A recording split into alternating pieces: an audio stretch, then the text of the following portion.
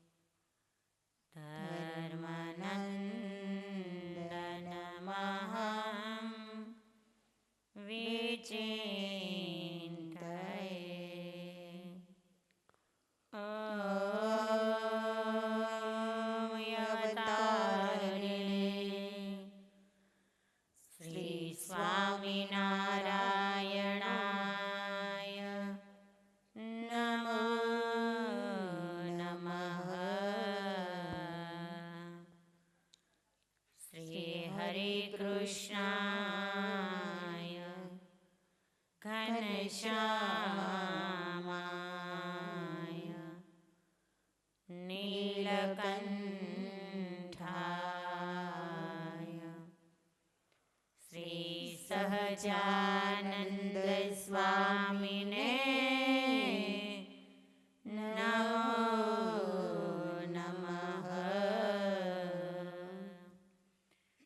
સહજાનંદ સ્વામી મહારાજની જય.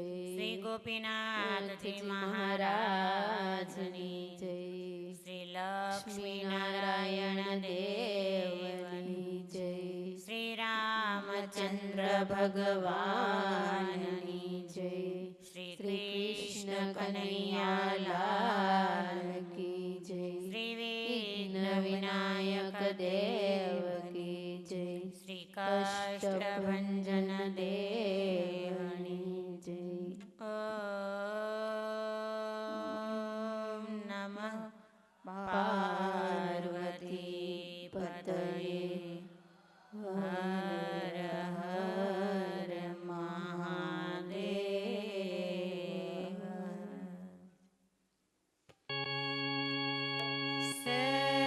સચ્ચિદાનંદ રૂપાય વિશ્વોત્પત્યાદિહેતવે. સચ્ચિદાનંદ રૂપાય વિશ્વોત્પત્યાદિહેતવે.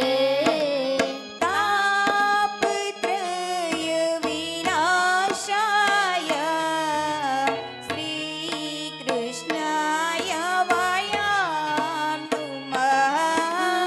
તાપત્રય વિનાશાય શ્રી કૃષ્ણાય વયં નુમઃ. શ્રી કૃષ્ણાય વયં નુમઃ. શ્રૂયતામ દેવ દેવેશ સ્વામિનારાયણ પ્રભો. શ્રૂયતામ દેવ દેવેશ સ્વામિનારાયણ પ્રભો. ત્વદીયેન વદાનેન કથયિષ્યે શુભકથા. ત્વદીયેન વદાનેન કથયિષ્યે શુભકથા. કથયિષ્યે શુભકથા. દશમ સ્કંદ અંતર્ગત જે પંચમ સ્કંદ અને દશમ સ્કંદ એમની જ્યારે આપણે લીલા સાંભળી રહ્યા છીએ, પરમાત્માની અસીમ કૃપા હોય ત્યારે આ જીવાત્મા છે એને પરમાત્મા તરફ અનુરાગ થતો હોય છે.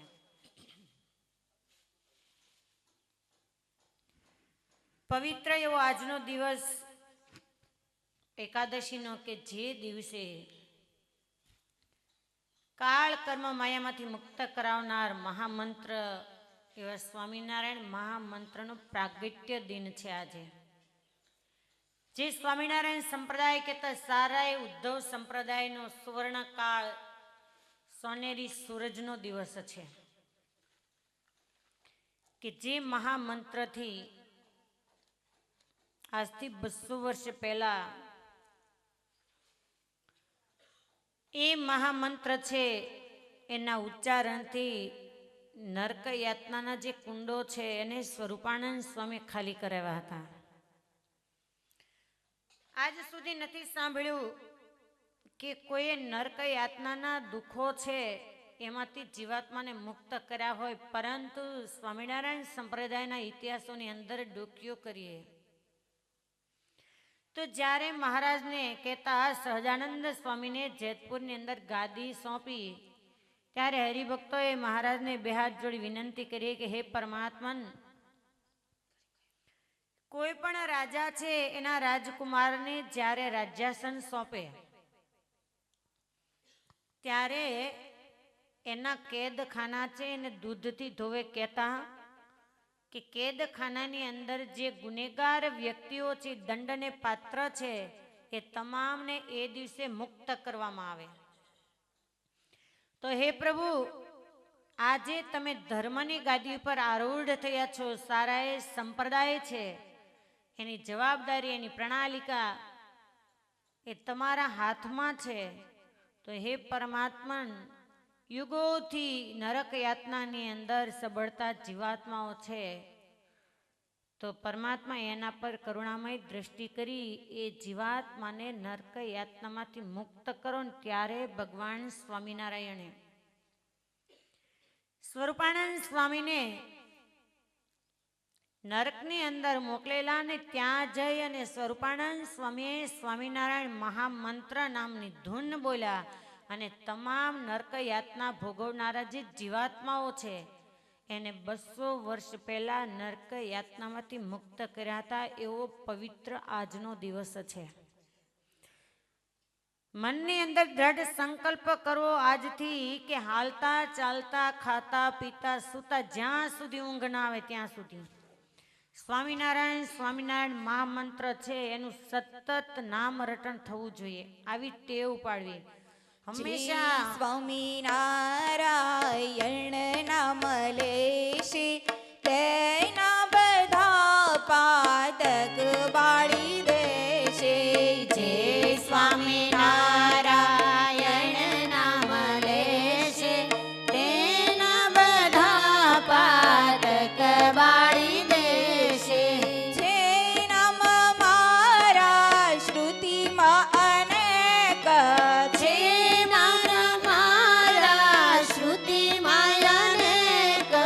સર્વોપરી આજ ગણાય એક. સ્વામિનારાયણ નામ લેશે તેના બધા પાતક બાળી દેશે. જો સ્વામિનારાયણ એક વાર રટે બીજા નામ રટ્યા હજાર. જો સ્વામિનારાયણ એક વાર રટે બીજા નામ રટ્યા હજાર. જપ્યા થકી જે ફળ થાય એનું, જપ્યા થકી જે ફળ થાય એનું કરી શકે વર્ણન કોણ તેનું. જે સ્વામિનારાયણ નામ લેશે તેના બધા પાતક બાળી દેશે. ષડક્ષરી મંત્ર મહાસમર્થ, જેથી થશે સિદ્ધ સમસ્ત અર્થ. ષડક્ષરી મંત્ર મહાસમર્થ, જેથી થશે સિદ્ધ સમસ્ત અર્થ. સુખી કરે સંકટ સર્વ કાપે, સુખી કરે સંકટ સર્વ કાપે. અંતે વળી અક્ષરધામ આપે. જે સ્વામિનારાયણ નામ લેશે તેના બધા પાતક બાળી દેશે. જો અંતકાળે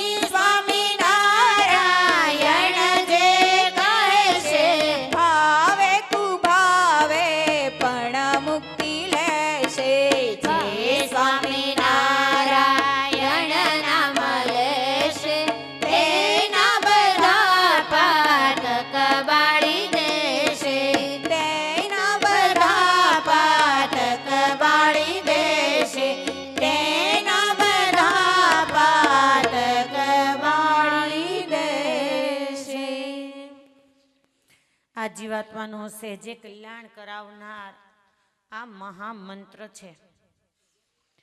મંત્ર અને મહામંત્ર એ બંનેમાં ફેર છે. મંત્ર છે એ જીવાત્માને પાપમાંથી મુક્ત કરે છે, જ્યારે મહામંત્ર છે એ જીવાત્માના અનંત જન્મના જે વળગેલા કર્મ છે એ કર્મનો નાશ કરનાર સ્વામિનારાયણ મહામંત્ર છે. અને સ્વામિનારાયણ સંપ્રદાયની અંદર કેટલાય એવા ઇતિહાસો ચરિત્રો છે કે જે સ્વામિનારાયણ મહામંત્રથી સર્પદંશ હોય કે મૃત્યુને શરણ હોય, કાળ પાશના બંધનમાં આવેલો જીવાત્મા હોય એ તમામને મુક્ત કરાવનાર છે.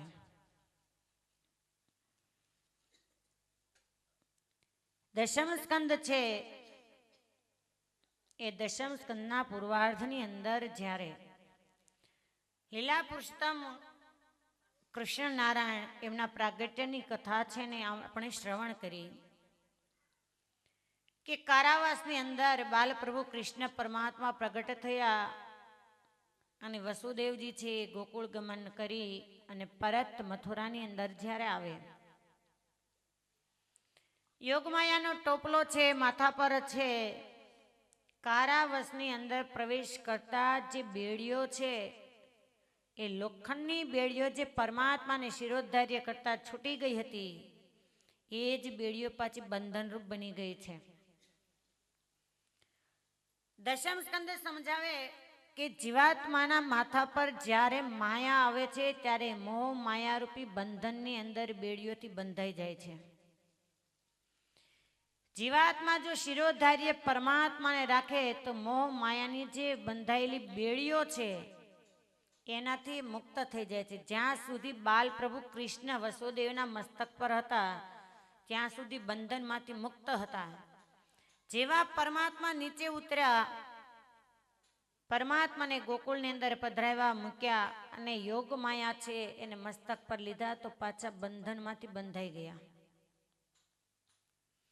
કારાવાસ ફરતો જે ચોકીપેરો છે, તમામ ચોકીપેરદારો છે એ જાગી ગયા અને તરત જ કંસ મહારાજા છે એને સમાચાર આપ્યા કે કારાવાસની અંદર બાળક રડવાનો અવાજ આવે છે. અને આ શબ્દ સાંભળતા જ કંસરાય છે સફાળો બેઠો થઈ ગયો કે અહો મારો કાળ છે જન્મી ચૂક્યો, હમણાં જ એનો હું કાળ બની જાઉં. દોડતો ખુલ્લું ખડગ લઈ અને વસુદેવ અને દેવકી જે કારાવાસની અંદર પુરાયેલા છે ત્યાં આવે છે.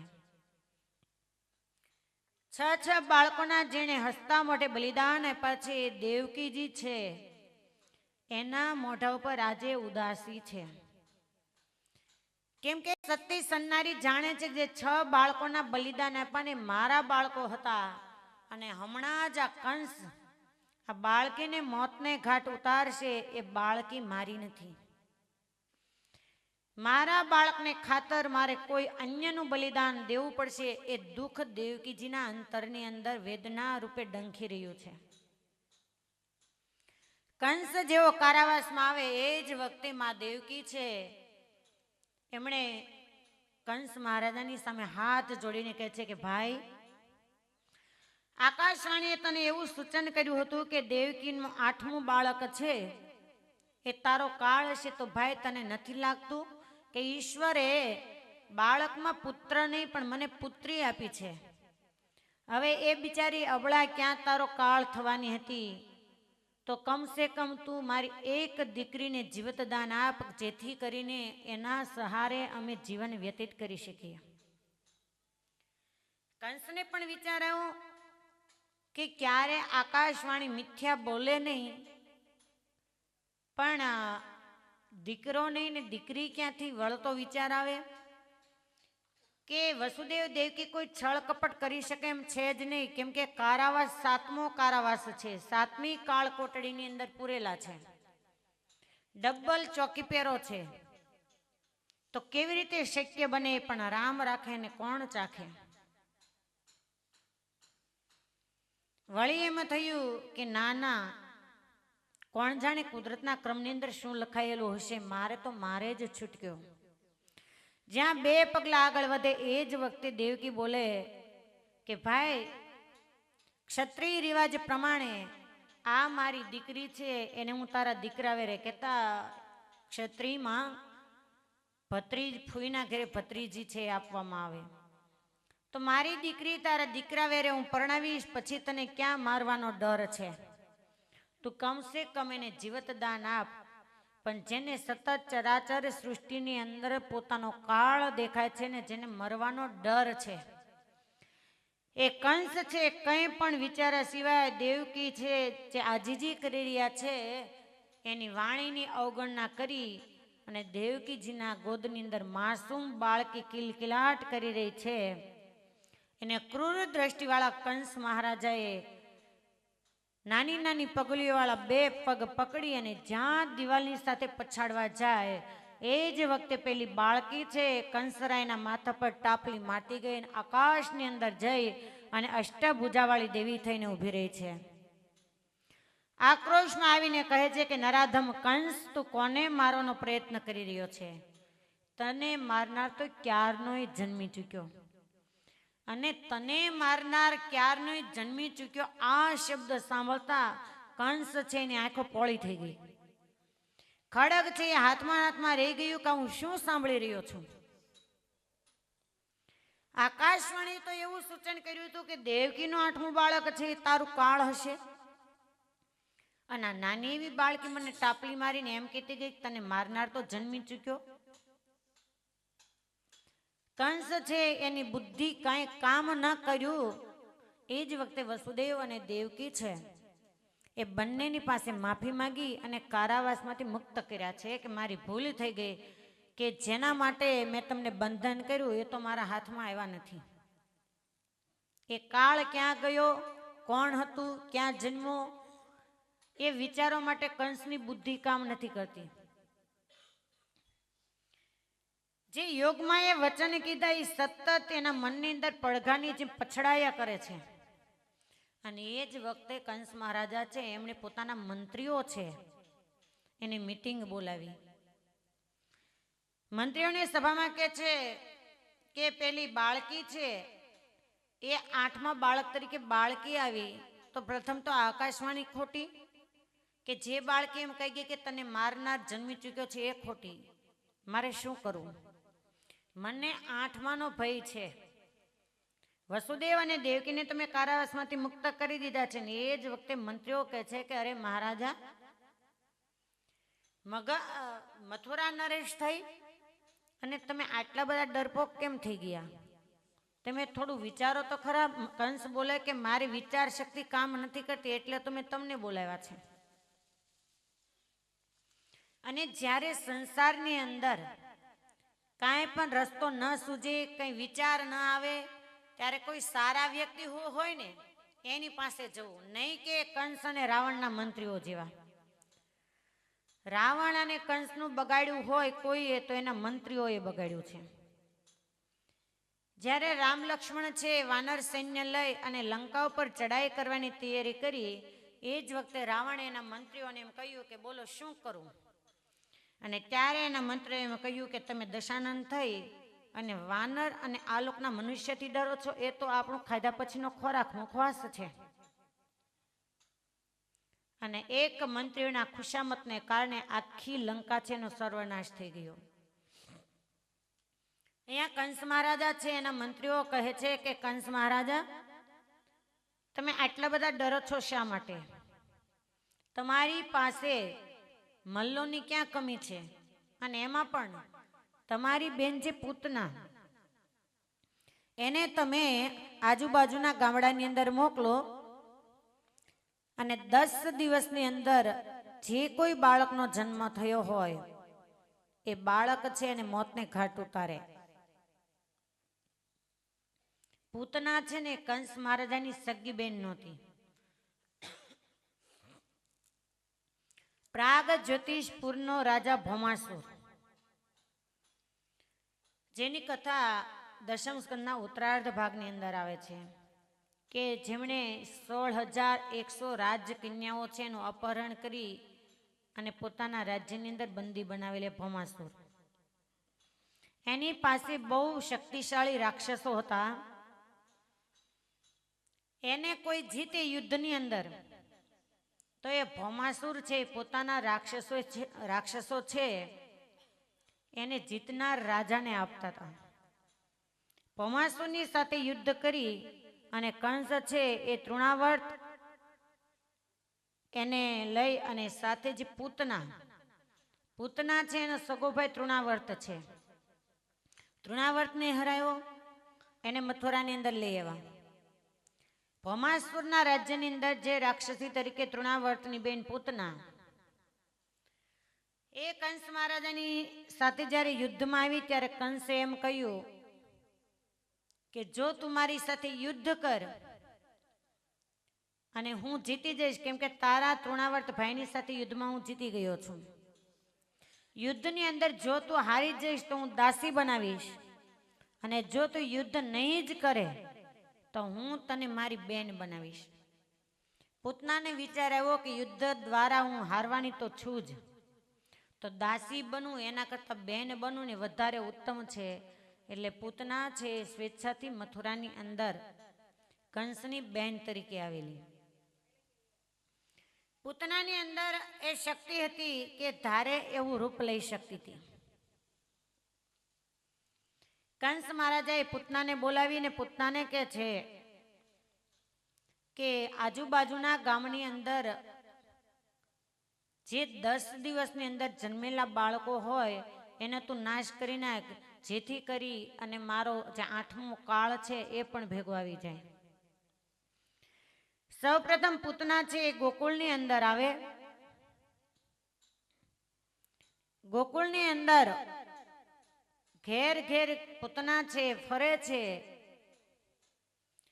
કોઈ ઘરે નાનું એવું બાળક પારણિયાની અંદર સૂતું હોય એને મારવા માટે જે હાથમાં લે તો એ બાળકમાં એને બાલ પ્રભુ કૃષ્ણના દર્શન થાય છે. આ બાજુ ઘરે ઘરે પૂતના ફરી રહી છે. એ જ અરસામાં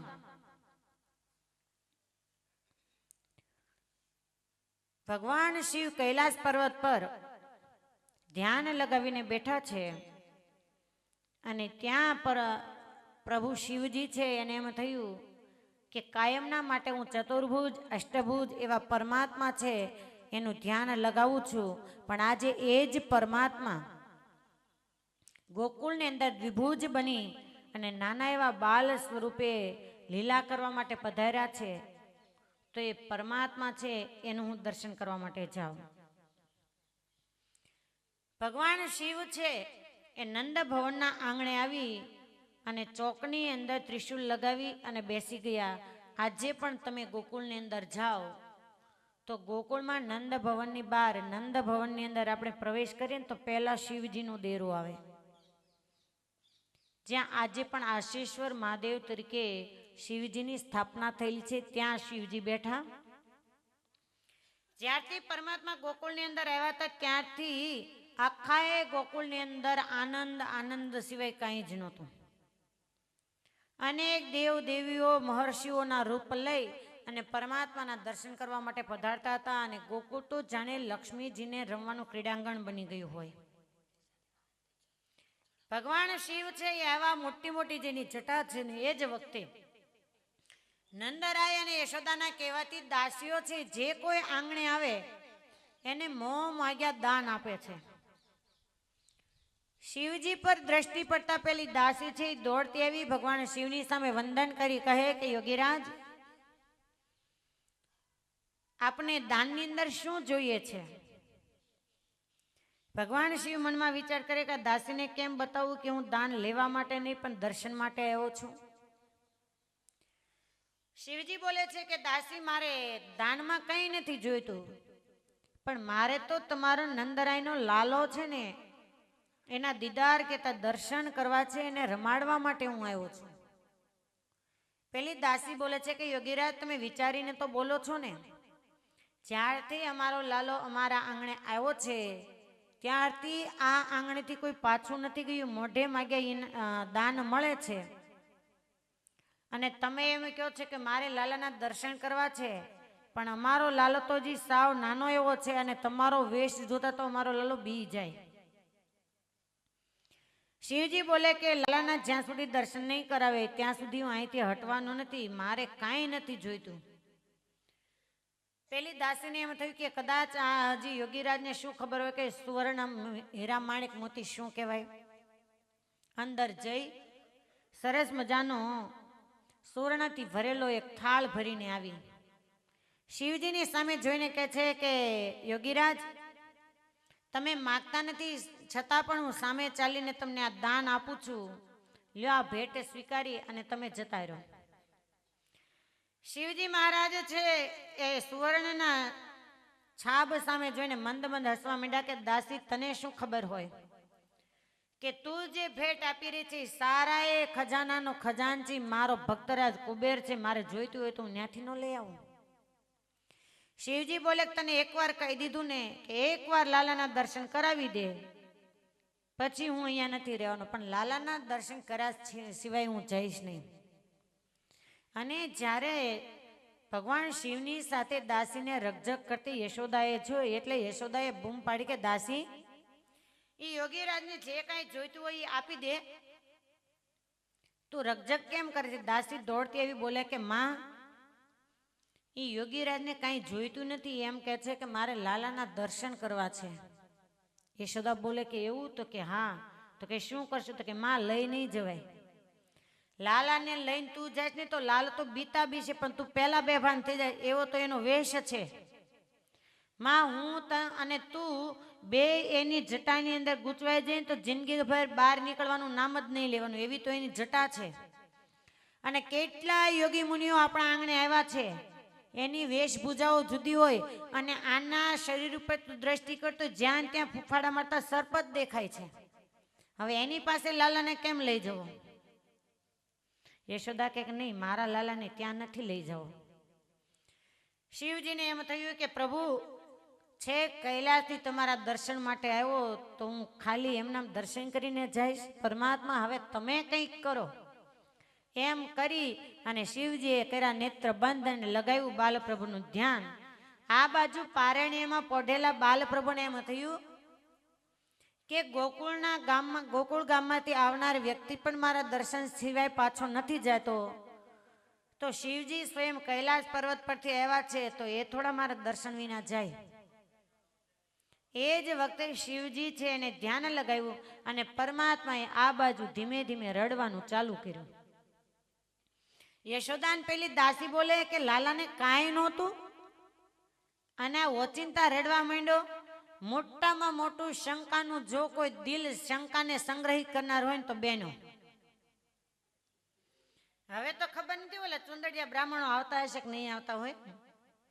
એ ચુંદડિયા બ્રાહ્મણો જે આવે ને એ બ્રાહ્મણ હોય નહીં, ખાલી ગમચો નાખીને બ્રાહ્મણ થઈ ગયા હોય. એની એક કળા હોય પૈસા કઢાવવા માટેની. એ આંગણે આવે ને તો એ પેલા ચારે બાજુ જોઈ લે કોઈ ઘરે છે. જેવું ઘરનું વાતાવરણ હોય ને એ પ્રમાણે એ વાત કરે. જો એમાં એકલા બહેનો હોય ને તો પેલા બહુ વખાણ કરશે કે તમે તો સયમાં આંગણાના લક્ષ્મી છો ને, તમે તો દિલના ઉદાર છો ને, તમે તો કુંતા સમાન છો, બહુ વખાણ કરે. પછી એમ કે બેન તમને ખાવ સાચી વાત કહું, આ ઘરમાં તમે સદગુણી છો, સજ્જન છો, પણ આ ઘરમાં તમારી કોઈને કદર નથી. અને બધી બહેનો એમ જ માને કે મારી આ ઘરમાં કદર નથી. હથેળીમાં રાખતા હોય ને તો એમ કે હું કરી કરીને તૂટી જાઉં તો કોઈ મારું સાંભળતું નથી. અને પછી ઓલી પાછી દૃષ્ટિમાં કે હા સાચું કીધું ભૂદેવ, મારું કોઈ માનતું નથી. બાલપ્રભુને રડતા જોઈ યશોદા બોલે કે દાસી લાલો તો શાંતિથી સૂતો તો ના, રડવા કેમ માંડ્યો? એટલે દાસીએ શિવજીની સામે જોયું તો શિવજીના હોઠ ફફડતા હતા. એટલે તરત શંકા ગઈ કે માનો ન માનો પણ આ યોગી બાબાએ કંઈક કર્યું છે કામણ. એટલે જૈન પેલી દાસી કહે કે માં હમણાં લાલો બંધ થઈ જશે. દોડતા આવીને શિવજીને કહે છે કે એ યોગીરાજ, તમે ક્યારના હોઠ ફફડાવીને શું બડબડ કરો છો? બંધ થાવ. તમને ખબર નથી જ્યારથી તમે હોઠ ફફડાવાનું ચાલુ કર્યું ને ત્યારથી શાંતિથી સૂતેલો અમારો લાલો રડવા માંડ્યો. શિવજીને થયું કે સારું હાલો સમાચાર પહોંચી ગયા. આટલું જ જોઈતું હતું. શિવજી આંખો ખોલીને કહે છે કે દાસી, એટલે જ હું તને કહેતો તો કે સરળતાથી તું મને દર્શન કરાવી દે, દર્શન કર્યા સિવાય હું જનાર નથી. પેલી દાસી કે પણ તમે ક્યારના બોલો છો શું? શિવજી કે જો આ તો શરૂઆત જ છે, મંગલાચરણ છે. તાર લાલાના દર્શન કરાવો તો કરાય, બાકી જ્યારે મારા ઓરિજિનલ મંત્રોચ્ચાર ચાલુ થશે ને ત્યારે તારો લાલો એટલો પોકે ને પોકે રડશે કે તું, તારી યશોદા રાણી અને આખું ગોકુળ ગામ એને છાનો રાખવાનો પ્રયત્ન કરશો ને તોય છાનો નહીં રહે. પેલી તો એટલી બધી ડરી ગઈ, દોડતી આવી યશોદાને કહે છે કે માં આ બધા કામણ ટમણ છે ને પેલા યોગી બાબાના છે. મેં એને એમ કીધું કે તમે ઓટ ફફડાવતા બંધ થઈ જાઓ, અમારો લાલો રડે છે. તો એ કે હજી તો આ ચાલુ જ કર્યું છે. જ્યારે તમામ મંત્રોચ્ચાર ચાલુ થશે ને ત્યારે તારો લાલો પોકે ને પોકે રડશે. હવે શું કરવું? યશોદા કે રડ્યા પહેલા આપણે એના દર્શન કરાવી દઈએ. યશોદા બોલે કે જા તું એને કહીએ કે મારા લાલાના દર્શન કરાવીએ, પણ અમે દૂરથી દર્શન કરાવશું. શિવજીને એમ થયું કે આંગળી ગળતા પહોંચો ગળાશે, ભલે ને દૂરથી તો દૂરથી બાલપ્રભુના દર્શન તો થઈ જશે. યશોદા છે એ લાલાને પારણિયામાંથી જ્યાં પોતાના હાથ દ્વારા ગોદમાં લીધા, બાલપ્રભુ એકદમ શાંત થઈ ગયા. દૂર યશોદાને પેલી દાસી છે બંને ઉભા રહ્યા. યશોદા મહારાણીના ગોદની અંદર બાલપ્રભુ છે. શિવજીને એમ થાય કહો પ્રભુ, નેતિ નેતિ કરી અને જે નિગમ એનો પાર નથી પામતા, વેદની ઋચાઓ જ્યાં ટૂંકી પડે, હે પરમાત્મા, આ યશોદાના કેવા ભાગ્ય હશે કે તમે એના બાલ સ્વરૂપ રૂપે ગોદની અંદર રમી રહ્યા છો. હે પ્રભુ, વર્ષોથી યોગ સાધના કરી કરી અને થાકી ગયો, આપનું ધ્યાન લગાવી લગાવીને વર્ષો વીતી ગયા. તો હે પરમાત્મા, એ બાલ સ્વરૂપ મારી ગોદમાં ક્યારે આવે? વળી શિવજીને વિચાર આવ્યો કે કંઈક ઉપાય કરું કે જેથી કરીને પરમાત્મા મારા નજીક આવે. એટલે જાણે કે કંઈક જ્યોતિષ જોતા હોય એમ યશોદાને કહે છે કે હો યશોદા, તારા તો કેટલા મોટા ભાગ્ય છે. આ તારા લાલાનું ભવિષ્ય તો તું જો, કેટલો મહાન રાજા થશે. ઓહો, એના શરણે તો કેટલા લોકો આવી શરણાગતિ સ્વીકારશે. એટલે યશોદાને એમ થયું કે આ યોગીરાજ જ્યોતિષી જાણતા હશે, અને હવને પોતાને જ્યોતિષ જાણવાની બહુ તાલાવેલી હોય. યશોદા બોલે કે યોગીરાજ, તમે કહો છો કે તારા લાલાનું ભાગ્ય તો તું જો, તે તમે જ્યોતિષ જાણો છો? શિવજી બોલે કે આટલી ઉંમર થઈ, આખી જિંદગી આ જ ધંધો કર્યો છે. યશોદા બોલે તો યોગીરાજ, મારા લાલાનું જ્યોતિષ તમે જોઈ આપો ને. શિવજી બોલે કે માં, જ્યોતિષ તો હું જોઈ આપું, હું ના ન પાડું, પણ તમે મારી સામે જુઓ કે મારી ઉંમર કેટલી થઈ ગઈ. વર્ષોથી કોઠા બોરા ખાઉં છું અને જ્યોતિષનું શાસ્ત્ર ભણેલો છું, પણ મારી આંખનું તેજ ઓછું થઈ ગયું છે. હવે તમે કેટલે દૂર બેઠા છો, અહીંથી બેઠા બેઠા હું હસ્તની રેખા જોવા જાઉં અને ન કરે નારે મરણનું પરણ ને પરણનું મરણ થઈ જાય તો?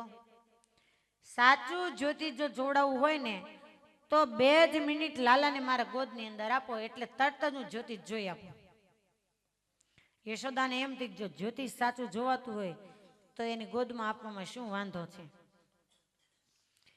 બાલપ્રભુને લઈ અને પરમાત્માને શિવજીને આપ્યા છે, અને શિવજીની ગોદની અંદર આવતા શિવજી છે ભાન ભૂલ્યા છે. ઘડીક પરમાત્મા છે એનો નાજુક હાથ હસ્તકમળ છે એ લલાટે લગાડે, ઘડીક ચુમ્બન કરે, ઘડીક હૃદયની સાથે સ્પર્શ કરાવે.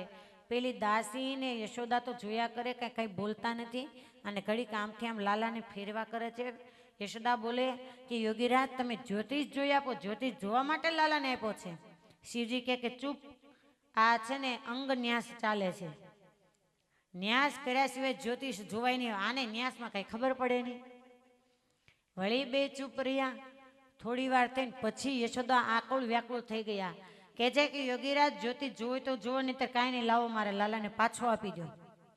બાલ પ્રભુને એમ થયું કે શિવજીને હવે શાન કરવી પડશે કે સાચું ખોટું જે કાંઈ કહેવાતું હોય એ કહી દો. માં વ્યાકુળ થશે ને તો બધુંય પડ્યું રહેશે. એ વખતે પરમાત્મા એ શાન કરી અને લાલો છે ધીમે ધીમે રડવા લાગ્યો. ત્યાં યશોદા બોલે કે યોગીરાજ, જ્યોતિષ જોઈ આપો. શિવજીને એમ થયું પ્રભુ માફ કરજો, તમારું જ્યોતિષ આખા જગતનું જ્યોતિષ જોનાર એવા જગદીશ્વર, તમારું જ્યોતિષ તો હું કેમ જોઈ શકું? છતાં પણ હે પ્રભુ સાચું ખોટું માને કંઈક કહેવું પડશે. એટલે કહે છે કે માં આ તો સ્વયં નારાયણ છે, તારા મોટા ભાગ્ય છે કે નારાયણ પરમાત્મા આજે તારા આંગણે આવ્યા છે. હે માં આ કેટલાય જીવાત્મા છે એનું શ્રેય કરનાર થશે. એમ ઘણું ઘણું કીધું પણ યશોદાને જે જોઈતું હતું ને એ કાંઈ આવ્યું નહીં. અને આજ બધી માને એ જ જ્યોતિ જોવું હોય. યશોદા બોલે કે યોગીરાજ તમે ક્યારનું એ બધું કહી દીધું કે રાજા થશે ને મહારાજા થશે ને બધું કીધું, પણ મારી લાલાને કન્યા કેવી આવશે એ તો તમે કહો. સાસુ હોય ને એ 2 વાર રડે એમ સંતો કહે છે. એક તો દીકરાની વહુ ન આવી હોય ત્યારે રડે, અને એક આવે પછી રડે. રોવાનું આખી જિંદગી. આવ્યા પછી રડવું ને એને કરતા ના આવ્યું હોય ને ત્યારે રડવું ને વધારે શ્રેષ્ઠ છે. એટલે અફસોસ ન હોય. ઓલું ખાલી મનમાં એમ જ હોય કે મળી નહીં એટલા માટે રડવાનું હોય, અને ઓલું મળ્યા પછી રાજગાદી લઈને બેસી ગઈ હોય તો 2 વાતે રડવાનું હોય કે કેવી રીતે એને લાવવા હવે રાખતી નથી. શિવજી બોલે કે માં તારો લાલો છે ને એ 116,108 પટરાણી છે ને એનો પતિ થશે ને યશોદા છે ને એને ત્યાં આંખો ફાટી ગઈ.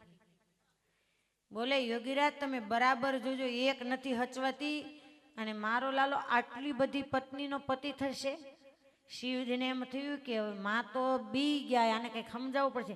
બોલે કે માં એમાં એવું છે કે એટલી બધી કન્યા છે એનો પતિ થશે પણ લાલાને તમારી સાથે રહેવું નહીં પડે. એટલે યશોદા બોલે કે તો લાલો પરણીને મારાથી અલગ થઈ જશે. તો વળી પરમાત્માને વિચાર આવ્યો કે હવે યોગીરાજ છે જો વધારે કંઈક જ્યોતિષમાં કહેશે તો માં છે ને એને અહીંયા ને અહીંયા અચ્યુતમ કેશવમ થઈ જશે. એટલે બાલ પ્રભુએ જોર જોરથી રડવાનું ચાલુ કર્યું. રડવાનું ચાલુ કરતા જ પરમાત્મા છે એના બાલ સ્વરૂપને યશોદા મહારાણી છે એને પોતાના ગોદની અંદર લઈ અને નંદ ભવનની અંદર જતા રહ્યા. છપૈયાની અંદર જ્યારે બાલ ઘનશ્યામ પ્રભુ હતા અને ત્યારે માર્કંડેય મહર્ષિ જ્યારે નામકરણ સંસ્કાર કરવા માટે પધારેલા, ત્યારે જ્યારે માર્કંડેય મુનિએ બાલ પ્રભુનું જ્યોતિષ શાસ્ત્ર છે એ ભવિષ્ય ભાંખ્યું, ત્યારે એમ કહેવાય સંતોનો મત છે કે ભક્તિ માતાએ પણ ત્યારે પ્રશ્ન કર્યો કે હે મુનિવર મારા ઘનશ્યામ છે એને કન્યા કેવી મળશે. હવે હાથની અંદર કન્યાની રેખા જ નહોતી. માર્કંડેય મુનિ ત્યારે મનની અંદર એમ બોલ્યા કે હે માં આ તારા ઘનશ્યામની તો વાત શું કરું. આ તારો ઘનશ્યામ છે એ કન્યા લાવશે તો નહીં પણ કેટલાયને લાવવાય નહીં દે. લાવવાય નહીં દે એટલું નહીં પણ કેટલાયની લાવેલી મુકાઈ દેશે. પણ એવું તો કહેવાય નહીં તારો ઘનશ્યામ છે એ મોટો થઈને સાધુ થઈ જશે ને બ્રહ્મચર્ય પાળશે. કેમ કે કોઈ માને દીકરા સાધુ થાય એ ગમતું નથી. હવે એમ થાય કે અમે સંસાર રૂપી કુવામાં પડ્યા ને તમે શેના બહાર નીકળો. કોઈક ના થવા તૈયારી હોય ને તો આખું ગામ એમ કે એ જવા દો 71 પેઢી તરી જાય. પણ પારક્યા માટે પોતાના હોય ને કોઈ આવીને એમ કે ભાઈ જવા દો ને મંદિરમાં જવું છે તો કે ત્યાં ઘરે ભજન નથી થતું, મંદિરમાં થોડું થાય તમને વાતું આવડે.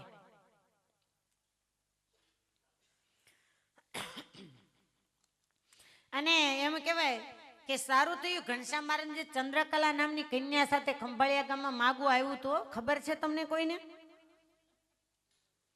એ ચંદ્રકલા એકને ન લીધી ને એટલે ઘનશ્યામ આપડા બની ગયા, નકર ચંદ્રકલા એ ત્યાં ત્યાં બાંધી દીધા હોત. શિવજી છે એ કૈલાસ તરફ આ બાજુ ફરતા ફરતા પૂતના છે એ ગોકુળની અંદર ભ્રમણ કરી રહી છે. બરાબર ત્રયોદશાનો દિવસ છે, 13મો દિવસ છે.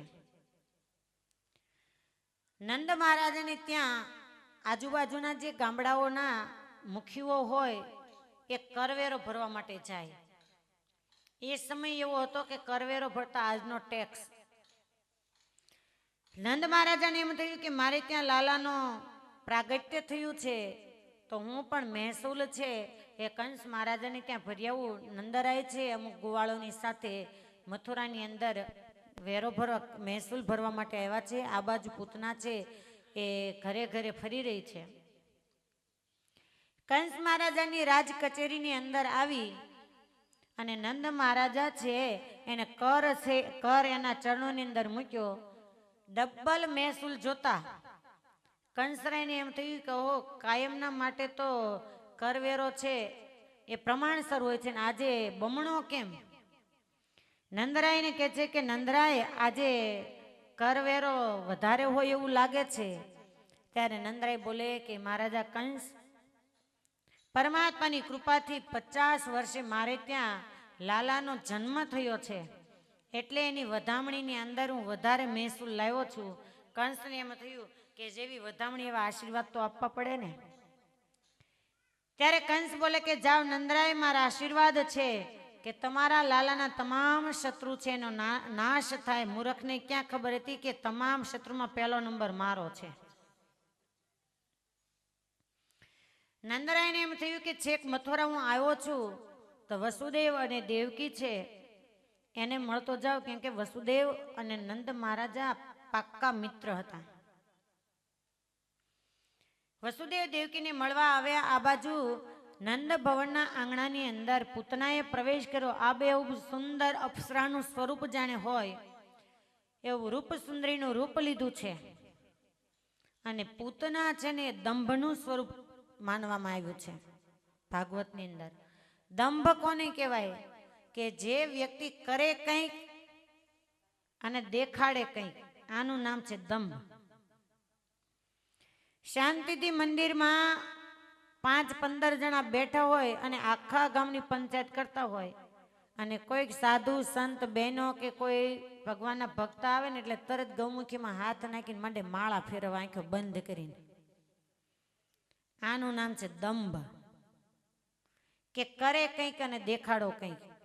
અને જોજો દંભી વ્યક્તિ હોય ને એને અઘરામાં અઘરું એને પકડવું ને પકડી જ ન એકો તમે. 5 માળા ફેરવતા હોય અને કોઈ એમ પૂછે કેટલી માળા કરો તો કે જો ટાઈમ મળે એટલે હું તો માળા જ કરી રાખું. 50 થાય 100 થાય કરતા ન હોય 5. પરમાત્માના ધામને જેને પામવું છે, પરમાત્મા સુધી પહોંચવું છે, એ આ રીતનું જે વર્તન હશે ને તો ક્યારેય નહીં પહોંચી શકે. માટે આ લોકની અંદર જે કાંઈ દેખાડો કરવો ને એ જેટલું કરતા હોય ને એટલો જ કરો, વધારે કરવાનો પ્રયત્ન ન કરો. પૂતના છે એમણે પારણ્યની અંદર પરમાત્મા છે એને જોયા ને એને એમ થઈ કે ઓહો, માનો ન માનો આ જ કંસનો કાળ હોવો જોઈએ. કેમ કે જે આંગણે હું પ્રવેશ કરતી હતી ત્યાં તમામ બાળકની અંદર આ સ્વરૂપનું મને દર્શન થતું હતું. એ વખતે અતિશય સુંદરીનું સ્વરૂપ છે અને યશોદાની દ્રષ્ટિ જ્યાં પૂતના ઉપર પડી, યશોદા બોલે કે અહો દેવી પધારો, આપ કોણ છો, ક્યાંથી આવો છો? પૂતના બોલે કે હું તારા લાલાના દર્શન માટે આવી છું. યશોદા બોલે કે હા, જ્યારથી અમારે ત્યાં લાલો આવ્યો છે ને ત્યારથી કેટલાય ઋષિ મુનિઓ દેવ દેવીઓ અહીંયા પધારે છે. યશોદા છે એ અતિશય ભોળા છે, ઘરકામની અંદર લાગેલા છે. પૂતના બોલે કે યશોદા હું લાલાના દર્શન માટે આવી છું, જો તમને કોઈ હરકત ન હોય તો હજારો વર્ષ સુધી મેં વનમાં રહી અને યોગ સાધના કરી છે, એટલે મારી પાસે એવી શક્તિ છે કે તમારા લાલાને જો હું સ્તનપાન કરાવું તો અતિશય શક્તિશાળી થાય, શક્તિવાન બને. જો તમારી ઈચ્છા હોય તો હું સ્તનપાન કરાવું. યશોદાને એમ થયું કહો આવા તપસ્વીની છે એ જો મારા લાલાને દૂધપાન કરાવે અને મારો લાલો જો શક્તિવાન બનતો હોય તો મને કોઈ વાંધો નથી. અને તરત જ મા યશોદા છે એને પારણ્યમાં પડેલા પરમાત્મા છે એને પૂતનાના હાથમાં આપી દીધા. મા ઘરકામની અંદર લાગી ગયા. પૂતના એકલી છે એને એમ થયું કહો આકડે મધ ને માખું વિનાનું. તરત જ જેના અંતરની અંદર પરમાત્માને મારવાની ભાવના છે અને સ્તન પર કાળકૂટ નામનું વિષ લગાવીને આવેલી પૂતના છે, બાલપ્રભુ છે, એને સ્તનપાન કરાવવા લાગી. અને એ વખતે પરમાત્મા છે એને એમ થયું કે માસીબા આવ્યા છે મહેમાન ગતિ કરવા માટે, પણ ભાવના છે મને મારવાની, અને એનો સંકલ્પ છે મને સ્તનપાન કરાવું. માસી અને માં આ બંનેનો દરજ્જો સરખો હોય. જો હું દૂધપાન નહીં કરું તો ભવિષ્યની અંદર એમ કહેવાય છે કે પૂતના સામે ચાલી અને પરમાત્મા પાસે આવી તો પરમાત્માએ એનો ભાવ પૂરો ન કર્યો. એટલે પરમાત્મા છે એ સ્તનપાન કરવા લાગ્યા, પણ સ્તનપાન કરતા કરતા પરમાત્મા છે પૂતના છે એનો પ્રાણ ખેંચવા લાગ્યા. અને જ્યાં પોતાનો પ્રાણ ખેંચાતા પૂતના છે રાડો પાડવા લાગી ને નંદ ભવનની બહાર નીકળી ગઈ. યશોદાને કંઈ ખબર નથી. યશોદા છે ઘરકામની અંદર લાગેલા છે. પૂતના રાડો પાડે છે કે લાલા છોડી દે, લાલા છોડી દે. લાલો મનમાં બોલે કે માસીબા તમને ખબર નહીં હોય, મને પકડતા આવડે છે, છોડતા નથી આવડતું. દશમ સ્કંદ સમજાવે કે એકવાર પરમાત્મા છે એની શરણાગતિ સ્વીકારીને પરમાત્માના શરણને પકડી લો. એ પરમાત્મા જો આ જીવાત્માને પકડી લેશે ને પછી આ લોકની વ્યક્તિ ભલી તમામ છોડી દે, પણ એકવાર આપણું કાંડું પરમાત્માએ પકડી લીધું, એ પરમાત્મા આપણને છોડનાર નથી. અને હકીકતની અંદર આખી જિંદગીની અંદર કાંડું જો સોંપવાનું હોય ને તો પરમાત્માના હાથની અંદર સોંપવાનું છે. બાકી આ લોકની અંદર જેની સાથે હથેવાળો થયો છે એ પાણી ગ્રહણ કરનાર વ્યક્તિ છે, હથેવાળો કરાવનાર જે ગોર છે, ભૂદેવ છે, એ હથેવાળો કરાવતી વખતે કઈ એવા શપથ નથી લેવડાવતા કે પરમાત્મા તમને બંનેને છેલ્લી જિંદગીના શ્વાસે સાથે લઈ જાય. એક એકને મૂકીને કાં તો પતિ અથવા તો પત્ની આગળ પાછળ જવાનું છે, ત્યાં ગયા પછી કોઈના કોઈ સંબંધ નથી. સાચો સંબંધ જીવાત્માનો જગદીશ્વરની સાથે છે. આપણી નજરે તો દુનિયાદારીના ઘણા લોકો પડે છે, પણ જેની નજરે પડવાનું છે એની નજરે આપણે પડતા નથી, એનાથી આપણે દૂર છીએ. કાયમ મંદિરમાં જઈ અને પરમાત્માને પ્રાર્થના કરતા હોય છે કે હે મહારાજ, આ લોકની કાંઈ પણ સુખ સાહેબી એ આપણે માગતા હોય તો પરમાત્મા એ સંકલ્પને પૂરા કરે છે. અને કાયમ એમ પ્રાર્થના કરીએ કે હે પ્રભુ, આ જીવાત્માની ઉપર તમે કરુણામય દ્રષ્ટિ રાખજો, તમે દયામય દ્રષ્ટિ રાખજો. પણ જ્યાં સુધી આપણું વર્તન એ જગદીશ્વર એમ કે હા જીવાત્મા તું મારો છે એવું જીવન ન બને ત્યાં સુધી પરમાત્માને આપણે કહીએ છીએ કે તમે મારા નજર સામે છો, પણ એ નથી કહેતા કે હા તું મારી નજર સામે છે. એ પાંચ પાંડવો નરસિંહ મહેતા, મીરાબાઈ, મુક્તાનંદ સ્વામી, ગોપાળાનંદ સ્વામી, મોટીબા, લાડુબા, આ બધા છે એ પરમાત્માની નજર સામે હતા. અને આપણે તો કદાચ કહેતા પણ અતિશયોક્તિ લાગે કે આપણે એમ માનીએ કે પરમાત્મા આપણી નજર સામે છે, પણ ઘણું દૂર છે. જ્યારે દાદા ખાચરની જાન લઈ અને ભગવાન સ્વામિનારાયણ ભટવદર જઈ રહ્યા હતા, દાદા ખાચરને પરણાવ્યા પછી જ્યારે પ્રભુ ભગવાન સ્વામિનારાયણ પાછા ગઢપુર આવતા એ વખતે રસ્તામાં પીઠવડી ગામ આવ્યું. આજે પણ પીઠવડી ગામ છે, આખું એક ગામ સ્વામિનારાયણ સંપ્રદાયનો આશ્રિત છે. બધા ચુસ્ત એકાંતિક ભક્તો, ગામના હરિભક્તો છે. એને ખ્યાલ આવ્યો કે મહારાજ સંતો હરિભક્તોની સાથે આપણા ગામના પાદરમાંથી જઈ રહ્યા છે, એટલે આખું ગામ છે વાજતે ગાજતે ઢોલ ત્રાસા વગડાવતા વગડાવતા પરમાત્માના સામૈયા કરવા માટે ગામના પાદર આવ્યા છે. એ જ વખતે પીઠવડી ગામની એક દીકરી, જેને બાજુમાં કેરિયાચાડ કરીને ગામ છે ત્યાં પરણાવેલી, એ દીકરી પિયરની અંદર આંટો આવેલી મળવા માટે, અને નાનો એવો બાળક છે. આખું ગામ જ્યારે સામૈયાની અંદર સામેલ થયું, પેલી દીકરીને એમ થયું કે બધાએ પરમાત્માના સામૈયામાં જોડાય છે તો હું પણ મારા બાળકને લઈ અને ભગવાન સ્વામિનારાયણ છે એના સામૈયામાં જાઉં. પોતાના બાળકને કાંખમાં બેસાડી અને પેલી દીકરી છે બધાય ગામવાસી લોકો છે એની સાથે જઈ રહી છે. અધવચ્ચે પહોંચતા એને વિચાર આવ્યો કે મેં એવું સાંભળ્યું કે સ્વામિનારાયણ છે ને એ કામણ ટુમણિયા છે, એની દ્રષ્ટિ જેના ઉપર પડે ને એ સ્વામિનારાયણને જ ભાળે છે, પછી કોઈની સાથે સંબંધ રાખતા નથી અને સ્વામિનારાયણ સ્વામિનારાયણ જ કરે છે, ન કરે નારાયણ. અને મારા પહેલા ખોળ્યા એક દીકરો છે અને મારા નાના દીકરા ઉપર એની દ્રષ્ટિ પડી જશે, નજર પડી જશે અને મારા દીકરાને કંઈક થઈ જશે ને સ્વામિનારાયણને ભાળવા મળશે તો મારું કોણ? આવું વિચારતા વિચારતા પાદરમાં માણકી ઉપર માણિકગર માવા બેઠા છે, 3 છોગાવાળી જેની પાઘ છે, અનંત કોટી સૂર્યના તેજ જેના એક રોમની અંદર ઝળહળી રહ્યા છે, એવું પરમાત્માનું સ્વરૂપ જેની કરુણામય દ્રષ્ટિ પડતા આધિ વ્યાધિ ને ઉપાધિમાંથી આ જીવાત્મા મુક્ત થઈ જાય. એ પરમાત્માની નજીક આવતા પેલી દીકરી છે, એણે એના સાડલાનો જે છેડો, પલ્લુનો છેડો હતો એના બાળકના મોઢા ઉપર ઓઢાડી દીધો કે જેથી કરી અને ભગવાન સ્વામિનારાયણની નજર એના ઉપર ન પડે. જેવો એને પાલવનો છેડો પેલા બાળકના ઉપર ઓઢાડવો અને ભગવાન સ્વામિનારાયણની કરુણામય દ્રષ્ટિએ બાળક ઉપર પડવી અને ત્યારે માણકી ઉપર બેઠેલા માણિકગર માવા બોલે કે રેવા દે બાઈ, તું એમ માને છો કે સ્વામિનારાયણની નજર મારા દીકરા ઉપર ન પડે, તારા દીકરા ઉપર મારી નજર પડી ગઈ, જાય તારો નહીં રે. જેને વેદ નેતિ નેતિ કહીને એમ કહે કે હે પ્રભુ તમે અમારા નયન ગોચર બનો, તમે અમારા નયન ગોચર બનો, છતાં પણ જેની સ્વપ્નમાં પણ દર્શન ન થાય. આપણે બધાને દર્શન કરવા છે, હાથ જોડી જોડી કરગરે કે હે પરમાત્મા એકવાર દર્શન આપો. ખાલી લીલા ચરિત્રની કથા સાંભળે ને તોય આપણને એમ થાય કે પરમાત્મા હતા ત્યારે આપણે હોત તો કેટલો આનંદ હોત. સાંભળવામાં જો આટલો આનંદ હોય તો એ પરમાત્માની સાથે રહેનારા ભક્તજનોને કેટલો આનંદ મળ્યો હશે. પેલી દીકરી છે તો આભી બની ગઈ કે ઓહો સ્વામિનારાયણ આવું બોલ્યા કે જા જા તારા દીકરા પર મારી નજર પડી ગઈ, હવે એ તારો નહીં રે.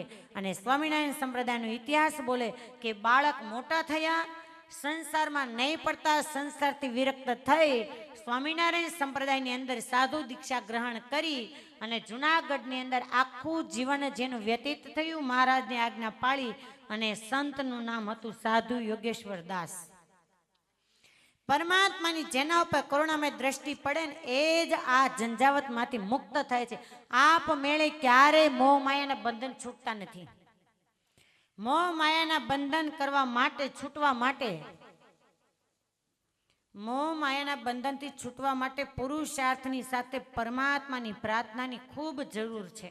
નૈણા ભરીને તમે જેને નિરખો છો રે, નૈણા ભરીને તમે જેને નિરખો છો રે, તેને નથી કરવું રે તો સાધન કોઈ રે, વાલા તારા નેણને જોઈ રે, રહ્યું મારું મનડું મોઈ રે, વાલા તારા નેણને જોઈ રે.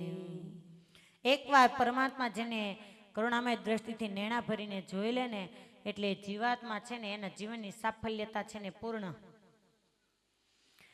જીવન ગમે એટલું જીવા, જ્યાં સુધી પરમાત્મા નથી મળ્યા ને ત્યાં સુધી એ જીવન અધૂરું છે.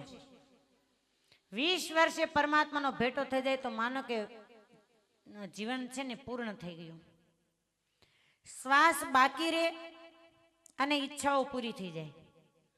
શ્વાસ બાકી રહે ને ઈચ્છાઓ પૂરી થઈ જાય ને આનું નામ છે મોક્ષ. ભલે તમે 20, 25, 50, 60 વર્ષના હો પણ મનની અંદર વિરામ કે કાંઈ જ કરવું નથી, ભગવાનને ભજન સિવાય કોઈ ઈચ્છા નથી, આનું નામ છે મોક્ષ. જીવો છો છતાં, પરંતુ શ્વાસ પૂરા થાય અને ઈચ્છાઓ બાકી રહે. અંતિમ ઘડીઓ ગણાતી હોય છતાં મનની અંદર એમ થાય કે હજી દીકરીનું મામેરું બાકી છે, દીકરાનું લગ્ન બાકી છે, હજી મારે યાત્રા બાકી છે, દર્શન બાકી છે. આનું નામ છે મોત. ઈચ્છાઓ બાકી રહે અને શ્વાસ પૂરા થાય આનું નામ છે મોત. અને ઈચ્છાઓ પૂરી થાય ને શ્વાસ બાકી રહે આનું નામ છે મોક્ષ. અને મનુષ્ય જન્મ છે મોક્ષ મેળવવા માટે છે. પૂતના છે એ લાલા મુચ્ચતામ છોડી દે રાડો પાડી રહી છે. અને પરમાત્મા જ્યારે પૂતના છે કાળકૂટ વિષની સાથે પૈપાન કરી રહ્યા છે એ જ વખતે બાલ પ્રભુ કૃષ્ણ છે એણે બંને નેત્ર બંધ કર્યા છે. ભાગવતજીના મતના આધારે કેટલાય સંત મહાત્માઓનો અલગ અલગ વિચારધારાઓ છે કે પરમાત્માએ સ્તનપાન કરતી વખતે બંને નેત્ર બંધ કેમ કર્યા. કોઈ સંતોનું એવું કહેવું છે કે પરમાત્મા છે એમ વિચારતા હતા કે સ્તનપાન એક માતા જ કરાવી શકે, અને આજે માસીબા છે એ સ્તનપાન કરાવવા માટે આવ્યા છે, તો યશોદા માતાને તો હું મારા ધામની પ્રાપ્તિ કરાવીશ. તો યશોદા માની જેમ જ આણે પણ માતાનું બિરુદ પાડ્યું છે, તો માસીને કયું ધામ આપવું ને જોવા માટે નેત્ર બંધ કર્યા છે. કોઈ સંતોનું એવું કહેવું છે કે પૂતના છે અવિદ્યાનું રૂપ છે, અને પરમાત્માએ વિચાર્યું કે જે જીવાત્મા છે એ અવિદ્યાનું સ્વરૂપ હોય, એના ઉપર જો મારી દ્રષ્ટિ પડે તો અવિદ્યા નામનો જે દોષ છે એ નાશ થઈ જાય, અને સાચી સમજણ આવે. માસીબા છે એના સામે હું દ્રષ્ટિ કરીશ અને એનો જે અવિદ્યા નામનો દોષ નાશ પામશે, અને યશોદા તથા ગોકુળવાસી તમામને કહી દેશે કે મને કંસ મહારાજે આ કૃષ્ણને મારવા માટે મોકલી છે, તો આગળ જે મારે લીલા કરવાની છે એ લીલા થઈ શકશે નહીં. એટલે પરમાત્માએ બંને નેત્ર બંધ કરી દીધા છે. અલગ અલગ બધા સંતોનો મત છે. કાળકૂટ વિષની સાથે પરમાત્મા છે એને પૂતના છે એનો પ્રાણ ખેંચો, અને પ્રાણ ખેંચાતાની સાથે પૂતના છે એનું જે રૂપ સુંદરીનું સ્વરૂપ હતું એ નાશ પામ્યું, અને મૂળ રૂપની અંદર આવી અને એકદમ સીજ પાડતી ગોકુળ નંદ ભવનની બાજુમાં જ ધરાશય થઈને પડી ગઈ અને પ્રાણ પંખે ઉડી ગયું છે. પૂતના છે એનો પડવાનો અવાજ થતા સારો એ ગોકુળવાસી છે એ નંદ ભવનના આંગણા પાસે આવીને ઉભા રહ્યા. વિશાળ જેની કાય છે, 6 ગાઉની અંદર પૂતનાનું શરીર ફેલાયેલું હતું. તમે વિચારો કેવડી હશે, 6 ગાઉ, અને 6 ગાઉના પૂતનાના શરીર ઉપર બાલ પ્રભુ છે એ મેરુ જેવો મોટો પર્વત હોય, અને એના ઉપર એક ગુલાબ, નાનું એવું ગુલાબનું ફૂલ હોય તો કોઈ દેખાય નહીં શકે, એમ પરમાત્મા ગુલાબના ફૂલની જેમ નાનું એવું બાલ સ્વરૂપ પૂતના છે એના હૃદય સ્થાન પર રમી રહ્યા છે.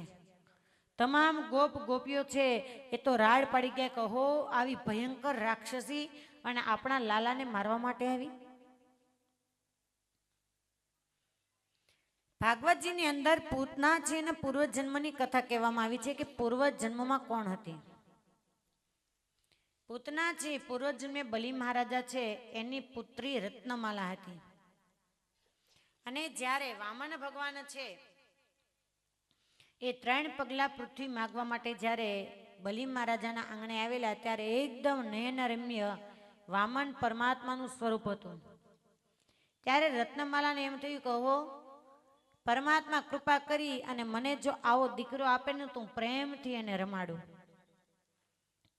અને જ્યારે બલિ મહારાજા છે એમને શરણાગતિ સ્વીકારી અને પરમાત્માને 3 પગલા પૃથ્વી આપવા માટે તૈયાર થયા, એ જ વખતે 2 ચરણની અંદર ત્રિલોકીને જ્યારે માપી લીધી અને વિરાટ સ્વરૂપ જ્યારે ધારણ કર્યું, ત્યારે એ જ રત્નમાલાને એમ થયું કે ભગવાન મને આવો દીકરો દે ને તો હું મોતને ઘાટ ઉતારું. એટલે અહીંયા બીજો જન્મ એનો પૂતનાનો આવ્યો. હું સ્તનપાન કરી અને આવા નાના માસૂમ બાળકને રમાડું, એ સંકલ્પ પણ પૂરો થયો લાલાનો રમાડવાનો. અને બીજો કે વિરાટ સ્વરૂપ ધારણ કર્યું તો આવાને હું મારી નાખું, તો પરમાત્માએ એ સંકલ્પ પણ પૂરો કર્યો.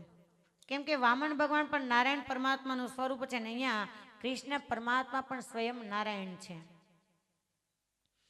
આ બાજુ વસુદેવ દેવકીની પાસે નંદરાય છે એ સુખ દુઃખની વાત કરી રહ્યા છે. એ જ વખતે વસુદેવજી છે એમણે નંદરાયને એમ કહ્યું કે નંદ બાબા, તમે હવે ગોકુળની અંદર પાછા ફરો, કેમ કે ગોકુળની અંદર ઉત્પાત હોય એવું મને દેખાય છે. તમે વિચારો કે આજે આપણે એમ માનીએ છીએ કે આધુનિક યંત્રો બહુ વધી ગયા, કે નાનો એવો વેતનો મોબાઈલ, નહીં દોરડું, નહીં કનેક્શન, કાંઈ, અને વિદેશની દૂર દૂર કિલોમીટરો સુધી તમે વાત કરી શકો છો, વાત નહીં જોઈ શકો છો આજે તો, કે કોણ શું કરે છે. તો આજનું યુગ નહીં, પરંતુ હજારો વર્ષ પહેલા ભાગવતની અંદર ડોક્યું કરીએ તો આજે પણ જે ગયા હશે એને ખબર હશે કે મથુરા ને ગોકુળને કેટલું અંતર છે. છતાં પણ એ મથુરાની અંદર વસુદેવ છે એને બેઠા બેઠા નંદરાયને એમ કહ્યું કે તમે ગોકુળની અંદર જાઓ, ગોકુળમાં કંઈક ઉત્પાત છે. કેમ કે અહીંયા પૂતના છે એ મરણને શરણ થઈ હતી. નંદ બાબા છે ગોકુળની અંદર આવે તો સારું એ ગોકુળવાસી ગ્રામજન છે એકત્રિત થયા છે. નંદ બાબા આવ્યા, નંદ બાબાને બોલે કે બાબા, પરમાત્માની કૃપાથી આપણો લાલો બચી ગયો, બાકી આ ભયંકર રાક્ષસી છે ને આપણા લાલાને મોતને ઘાટ ઉતારે. પણ હવે આ 6 ગામની અંદર પથરાયેલું મૃતદેહ, આનું કરવું શું? અને સમજમાં ના આવે એવી આશ્ચર્યજનક ઘટના છે, કથા છે કે પૂતના છે ને 6 ગામના શરીરનો અગ્નિ સંસ્કાર કેમ કરવો? એ વખતે એમ કહેવાય કે તમામ ગોકુળવાસીઓ જે ગોપ કુમારો છે એ કુવાડા આદિ શસ્ત્ર લઈ આવી અને પૂતના છે એના શરીરના ટુકડા કરી અને ગોકુળની બહાર એનો અગ્નિ સંસ્કાર કર્યો. અને જ્યારે પૂતનાનો અગ્નિ સંસ્કાર થયો ત્યારે એમ કહેવાય કે અગરું ચંદનના જેવી સુગંધ આવી છે. સંતોનો એવો મત છે કે સગુણ જીવાત્માને નિર્ગુણ પરમાત્માનો યોગ થયો એટલે સગુણપણામાંથી મુક્ત થઈ અને નિર્ગુણ પરમાત્માના યોગમાં આવતા એ જીવાત્મા છે નિર્ગુણ દશાને પામતા અગરું ચંદનના જેવી સુગંધ આવી છે. બાલપ્રભુને યશોદા છે એ ગોદમાં લઈને સીધા જ ગૌશાળાની અંદર ગયા. ગૌશાળામાં જઈ ગાયના વાછરડી નાની છે એનું પૂંછડું લઈને પરમાત્માના જે બાળ સ્વરૂપ છે એના ઉપર ફેરવી અને માતાએ નજર ઉતારી છે. પાછા નંદ ભવનની અંદર આવે. બાલપ્રભુ પરમાત્મા છે 108 દિવસના થયા અને સુતા છે ને એમાં ઓચિંતા પરમાત્મા પડખું ફર્યા. આજે પહેલી વાર લાલાને પડખું ફરતા જોયા, જેને 16 સંસ્કાર માયલો અંગ પરિવર્તન સંસ્કાર કહેવામાં આવે છે. અત્યારે તો 2 જ સંસ્કાર, એક લગ્ન અને બીજો અગ્નિ. હવે લગ્ન સંસ્કાર ત્યાં ગણા ગાંઠી જગ્યાએ એક અગ્નિ સંસ્કાર કરે છે, એમાંય ફેર પડી ગયો કે સ્વિચ દબાવો મોટા મોટા શહેરોની અંદર લાકડાથી એ નહીં, એટલે સીધું જ 1-2 મિનિટની અંદર ભસ્મ આવશે શરીર. યશોદા બોલે નંદ બાબાને કહે છે કે આજે લાલો છે એને અંગ પરિવર્તન કર્યું તો આજે સારાય ગોકુળવાસીઓ છે એને મારા ઘરે આમંત્રિત કરી મારે જમાડવા છે અને મોઢે માગ્યા દાન આપવા છે. આખો એ ગોકુળવાસી ગ્રામજન છે નંદ ભવનના આંગણે ઉત્સવ ઉજવવા માટે આવ્યા છે. આ બાજુ પૂતના છે ને કોઈ સમાચાર નહીં આવતા. કંસ છે વધારે ચિંતિત બન્યો અને એ વખતે કંસે શક્ટાસુર નામનો જે અસુર છે એને મોકલ્યો છે. અંગ પરિવર્તન સંસ્કાર ધામધૂમથી ઉજવાઈ રહ્યો છે. નંદ ભવનના બરાબર વચ્ચેના ખંડમાં પરમાત્માનું પારણ્યું છે. સારી એ ગોકુળની ગોપીઓ છે એકત્રિત થઈ છે. એ વખતે નંદ ભવનને ત્યાં ભીડ થતા મા યશોદાને એમ થયું કે બરાબર આ ઓરડાની અંદર પારણ્યું છે ને એ આડું આવે છે, નડે છે, એટલે પારણ્યું ચોકની અંદર મૂકી દો જેથી કરીને હરવા ફરવામાં હાલવા ચાલવામાં સુગમતા રહે. અંગ પરિવર્તન સંસ્કાર એ સમજાવે કે જે દિવસે જીવનની અંદર પરમાત્મા નડતરૂપ થાય તે દિવસે માની લેજો કે તમારા ભવિષ્યની પાછળ મોટું દુઃખ છુપાઈને ઊભું રહ્યું છે. મા યશોદા પરમાત્માનું પારણ્યું લઈ અને ફળિયામાં ગાડું હતું એ ગાડાના છાંયડે મૂકી દીધું. તમામ ગોપીઓ ગ્વાલો એ પોતપોતાની ધૂનમાં છે, લાલાની મસ્તીમાં છે. યશોદા છે એ સુવર્ણના દાગીના લઈ અને ગોપીઓને આપે છે કે લે ગોપી તારે કયો દાગીનો જોઈએ છે, લે ગોપી ત્યારે કયા આભૂષણ જોઈએ છે. પણ જેને સર્વ સૃષ્ટિમાં પરમાત્મા લાલાનું દર્શન થાય છે એ ગોપીઓને તમામ સંપત્તિ સુખ એ બધું લાલામાં જ છે. કોઈ ગોપી આંખ ખોલતી નથી. અને યશોદાને એમ થાય ગમે એમ તો ગામડાની ગોવાળને એને શું આ દાગીનાની કિંમત હોય, પણ યશોદાને ક્યાં ખબર હતી કે જે સ્વરૂપની પહેચાન ગોપીને થઈ છે ને માં હજી એમાં તમે અધૂરા છો. આ બાજુ શક્ટાસુર નામનો અસુર, શકટ કહેતા ગાડું, ગાડાને સંસ્કૃતમાં શકટ કહેવાય. એમણે બાલપ્રભુ છે ને પારણ્યમાં જોયા અને વિચાર્યો કહો સૌ સૌની મસ્તીમાં છે, આ લાલાને મારો એ મારા માટે અતિશય સુગમ છે. શક્તાસુર છે એને વિચાર આવ્યો કે જે ગાડા નીચે પારણ્યું છે એ ગાડા ઉપર જ હું મારો પ્રહાર કરું, જેથી કરી અને લાલો છે એ નીચે દબાઈ જાય. અને જ્યાં શક્તાસુર છે એ ગાડા ઉપર પોતાનો પ્રહાર કરવા માટે જાય, એ જ વખતે બાલપ્રભુએ જેનું 108 દિવસનું બાલ સ્વરૂપ છે એ પરમાત્માએ પોતાનું નાજુક ચરણ કમળ છે એને ઊંચો કરો. ઊંચો કરતાની સાથે જ વિશાળ ગાડું છે એ ગાડું ઊંચું થઈને ઊંધું પડ્યું, અને ઊંધું પડતાની સાથે શક્તાસુર છે એનું પ્રાણ પંખીરું ઉડી ગયું. ગાડું પડતા આજુબાજુમાં જે નાના નાના ગોપકુમારો છે રમી રહ્યા છે ને એમણે નજરે જોયું ભયંકર રાક્ષસ છે એનું મૃત્યુ થતા તમામ ગોપવાસીઓ છે, ગોપીઓ છે નંદ ભવનના આંગણામાં બહાર આવ્યા. યશોદા નંદ બાબા બોલે કે અહો, આ અસુરને કોણે માર્યો અને આ ક્યારે આવ્યો? ત્યારે નાના નાના ગોપગ્વાલો કહે છે કે બાબા, એ અસુર લાલાને મારવા માટે આવ્યો હતો ને અમે નજરે જોયું કે લાલાએ નાનો એવો ચરણ ઊંચો કરી અને ગાડાને ઊંચું કરીને અસુરનો નાશ કર્યો છે. યશોદા અને નંદ બાબાને એમ થયું કે હો, આ તો કોઈ અમારો બાળક નથી, આ સ્વયં નારાયણ અમારે ત્યાં આવ્યા છે. અને તરત જ માં યશોદા છે એને ગોદની અંદર બાલપ્રભુને લઈ લીધા. યશોદા છે એનું મન છે સતત ડર્યા કરે છે કે જ્યારથી લાલો મારે ત્યાં આવ્યો છે ત્યારથી આખા ગોકુળમાં આનંદ ઉત્સવ તો છે, પણ ખબર નહીં કેટલા વિઘ્નો એના માથે છે કે અવનવા આવા અઘટિત બનાવો બન્યા જ કરે છે. શક્તાસુર છે એ પણ જ્યારે મથુરાની અંદર પરત ના આવ્યો એ જ વખતે કંસ મહારાજા છે એમણે તૃણાવર્તને મોકલ્યો છે. અને જે કોઈ ગોકુળની અંદર આવે એ ગોકુળમાં આવતા એને એક વાત નક્કી થઈ જાય કે જે નંદ ભવનને ત્યાં લાલો છે ને એ જ કંસનો કાળ છે. તૃણાવર્ત છે એ પરમાત્મા નંદરાયના આંગણે સૂતા છે, પરમાત્માનું મનમોહક સ્વરૂપ છે. તૃણાવર્ત આવી અને પરમાત્માને મારવાની કોશિશ કરે એ વખતે પરમાત્માને એમ થયું કે માસીબાને ગોકુળમાં માર્યા, શક્તાસુરને ગોકુળમાં માર્યો, પણ આ તૃણાવર્ત છે ને એ લોભનું પ્રતીક છે.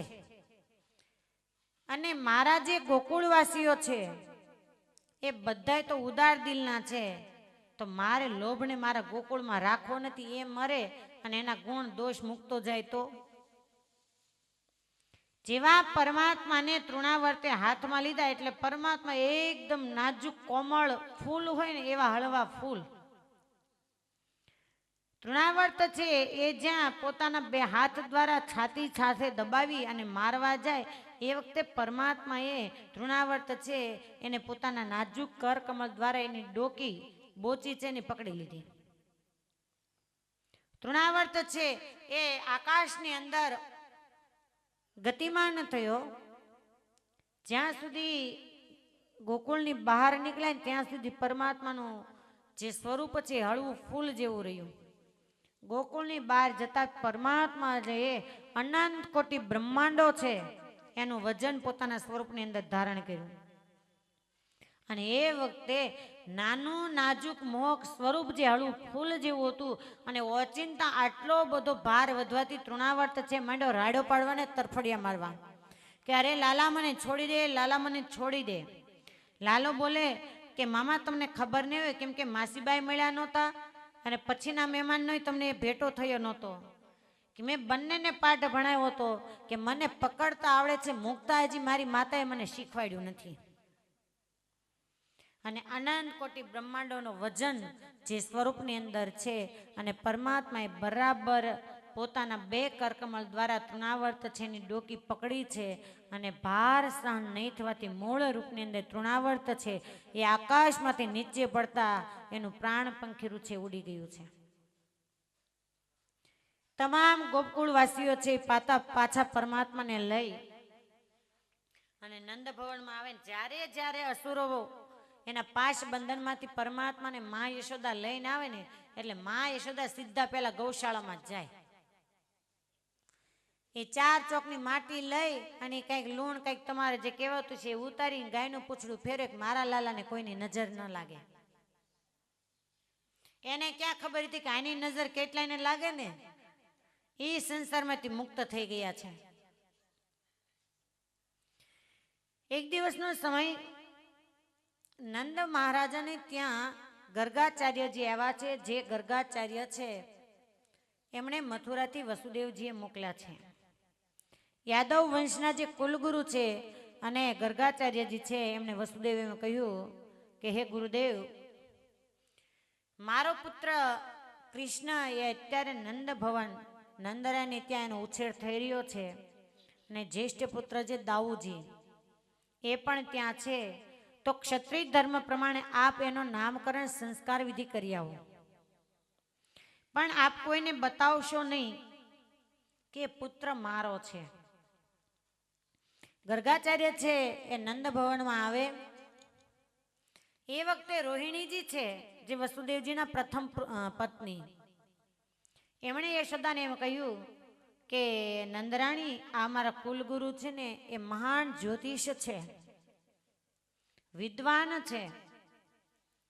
ત્યારે યશોદાને એમ થયું કે વિદ્વાન હોય એની તપાસ કેમ કરવી, કેમ ખબર પડે કે તમારા જે કુલગુરુ છે મહાન છે. બંને નક્કી કર્યું કે નંદ બાબા એમ ઈચ્છે છે કે બંને જે લાલો અને દાઉ છે એના નામકરણ સંસ્કાર વિધિ થાય બંને પુત્રના. તો એક કામ કરીએ કે બલરામજી છે રોહિણી કે એને તમે તમારા ગોદની અંદર રાખો, એટલે યશોદાના ગોદની અંદર, અને લાલો છે એને મારા ગોદની અંદર આપી દો. અને જો ગર્ગાચાર્ય જેમ કહી દે કે યશોદાના ગોદની અંદર જે બાળક છે એ રોહિણી નંદન છે અને રોહિણીજીના ગોદની અંદર જે બાળક છે એ યશોદાનંદન છે, તો યશોદા કે હું માનું કે તમારા કુલગુરુ છે ને જ્યોતિષ શાસ્ત્રમાં નિપુણ છે.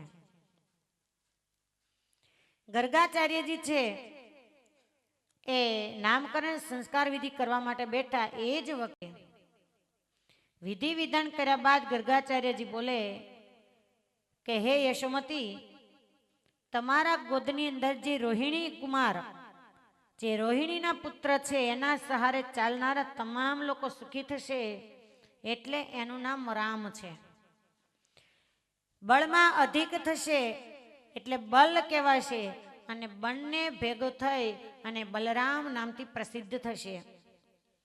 અને હે રોહિણીજી, તમારા ગોદની અંદર જે નંદકુમાર બાલ સ્વરૂપ રૂપે રમી રહ્યા છે એ નારાયણના સમાન ગુણવાળા હોવાથી કૃષ્ણ નામથી પ્રસિદ્ધ થશે અને એના સહારે ચાલનારા જીવાત્મા છે એનું શ્રેય થશે.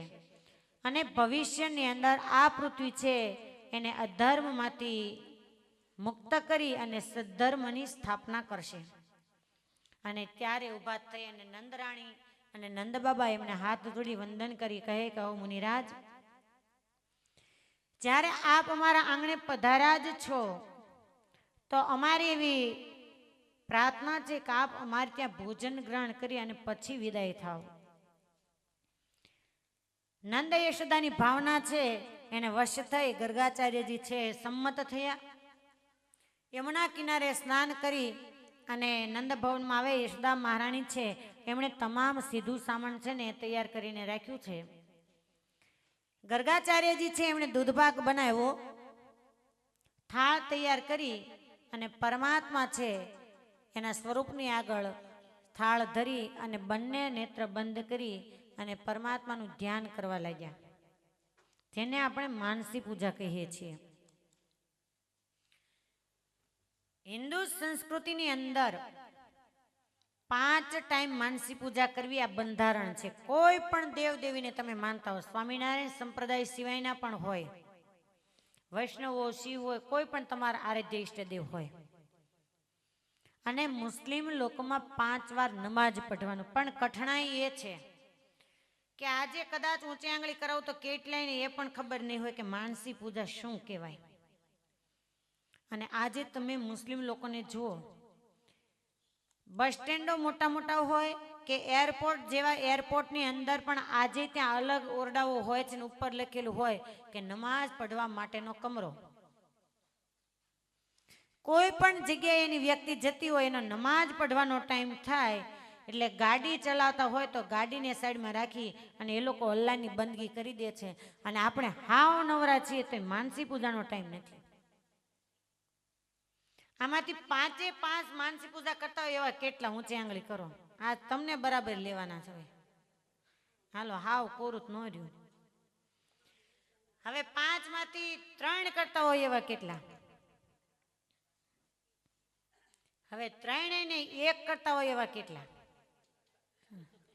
હવે તમારે બધાને બાળ કોક તો છે ને બાળ મંદિરની જેમ ઊંચી આંગળી કરે છે. દહીં દૂધમાં ક્યારેક એક થતી હોય ને ક્યારેક ન થતી હોય. જો ક્યારેય એવા આવરણમાં નહીં આવશો કે આપણે કરતા નથી અને નહીં ઊંચી આંગળી કરીએ તો આ લોકોને કેવું લાગશે? પાપ અને પુણ્ય આ બે જાહેર કરવાથી અડધું નાશ પામે. પુણ્ય જાહેર કરો ને તોય અડધું નાશ પામે અને પાપ જાહેર કરો ને તોય અડધું નાશ પામે. કઠણાઈ આપણી એવી છે કે આપણી ભૂલ આપણે કોઈ દી જાહેર કરતા જ નથી. હવે જે 1, 2 ને 3 કરવા વાળા છે એને બાળ મંદિરમાં જ રહેવું છે, કોલેજ સુધી પહોંચવું છે, જમરાળાના પાદરમાં જ રહેવું કે ક્યારેક કેરીયું ખાવા સુરત બુરત જવું છે કે આખો દિવસ ઉગ્યાથી હાંજ સુધી આખો દી વાડીએ જવું પડે એવા કેટલા સૂચી આંગળી કરો તો આખો દી તમારે જવું પડે વાડીએ. ઇન્દ્રની મહારાણી સચીને કદાચ કામ હશે એટલું સુખ તમને છે, પણ મને લાગે કે વગડાના ફળિયાને બજારો જ વાયલા કરો છો. અમને એક વાતનો બહુ આનંદ છે, તમને તાળીઓથી વધાવવાનું મન થાય. કેમ કે અમારે ગામડે બહુ ફરવાનું હોય, પણ એક ગામ એવું જોયું કે ફળિયામાં તો ક્યાંય આડોવડું કચરો નહોતો, પણ એના જે બાર શેરીઓ દિવાલો હોય ન્યાય કચરો નથી. એટલે તમને વંદન. જેવું ઘર આંગણું ચોખ્ખું છે ને એવું હવે આ આંગણાને ચોખ્ખું કરવાનું છે. જો પ્રત્યક્ષ પરમાત્મા હોય, માનસી પૂજા એટલે શું હું તમને એ સમજાવું છું. તમને પાછું એમ થાય કે માનસી પૂજામાં તો હું કહેવાતું હશે. પ્રત્યક્ષ ભગવાન હોય અને તમે જે પૂજા કરો અને જે ફળની પ્રાપ્તિ થાય એટલા ફળની પ્રાપ્તિ ભગવાન સ્વામિનારાયણે વચનામૃતની અંદર માનસી પૂજાની કીધી છે. જે કાંઈ તમે પ્રત્યક્ષ પ્રગટ ભગવાનને જે ભાવનાથી જે કાંઈ પુષ્પ ફળ ભેટ સોગાદ અર્પણ કરો અને પ્રગટ પુરુષોત્તમ આ પૃથ્વી પર હોય અને જેમ સ્વીકાર કરે એ માનસી પૂજાની અંદર તમે જે કાંઈ અર્પણ કરો ને તમામ પરમાત્મા સ્વીકારતા હોય છે. દાખલા તરીકે કે હું અહીંયા બેઠી છું અને તમે બધા મને સાડી ઓઢાડવા આવો છો, તો તમે મારા ઉપર સાડી નાખો એટલે તમને અંતરની અંદર એમ સંતોષ થાય કે મેં બેનને સાડલો ઓઢાડ્યો. પણ હું ન હોઉં અને તમને ક્યારેક સંકલ્પ થાય કે મારી બેનને હાડી ઓઢાડી તો મારો ફોટો એને માથે હાડલો નાખજો. તો જેવો હું પ્રત્યક્ષ હોઉં અને ભાવ થાય એવો ફોટા ઉપર ન થાય. જ્યારે માનસી પૂજા કેવી છે?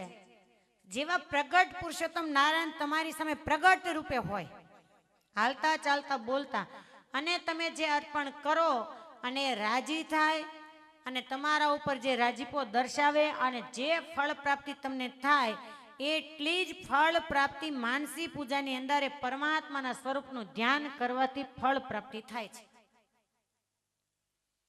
એ 5 ટાઈમની માનસી પૂજા કઈ રીતે?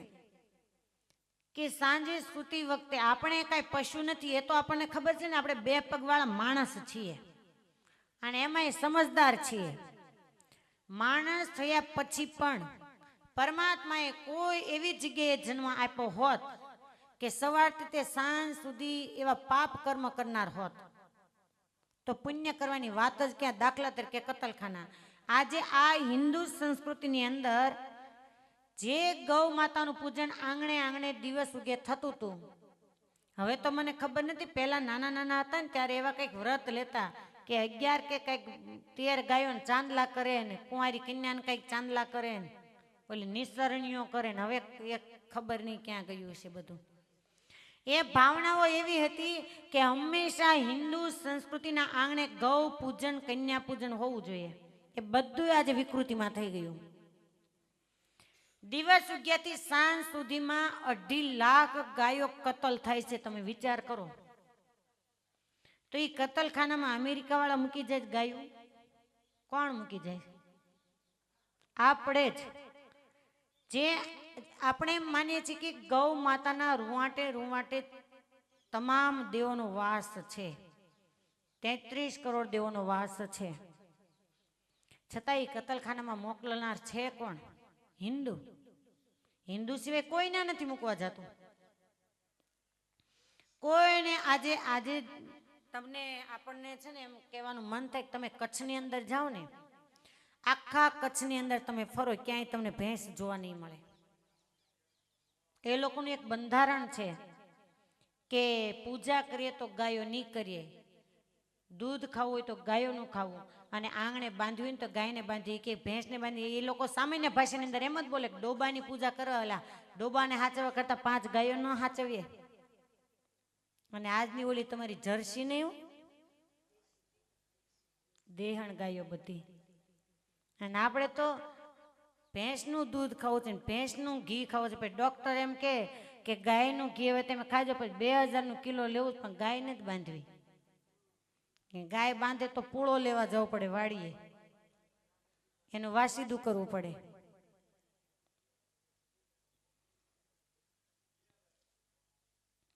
તો સૂતી વખતે જે માનસી પૂજા છે ત્યારથી હું તમને વાત કરું છું.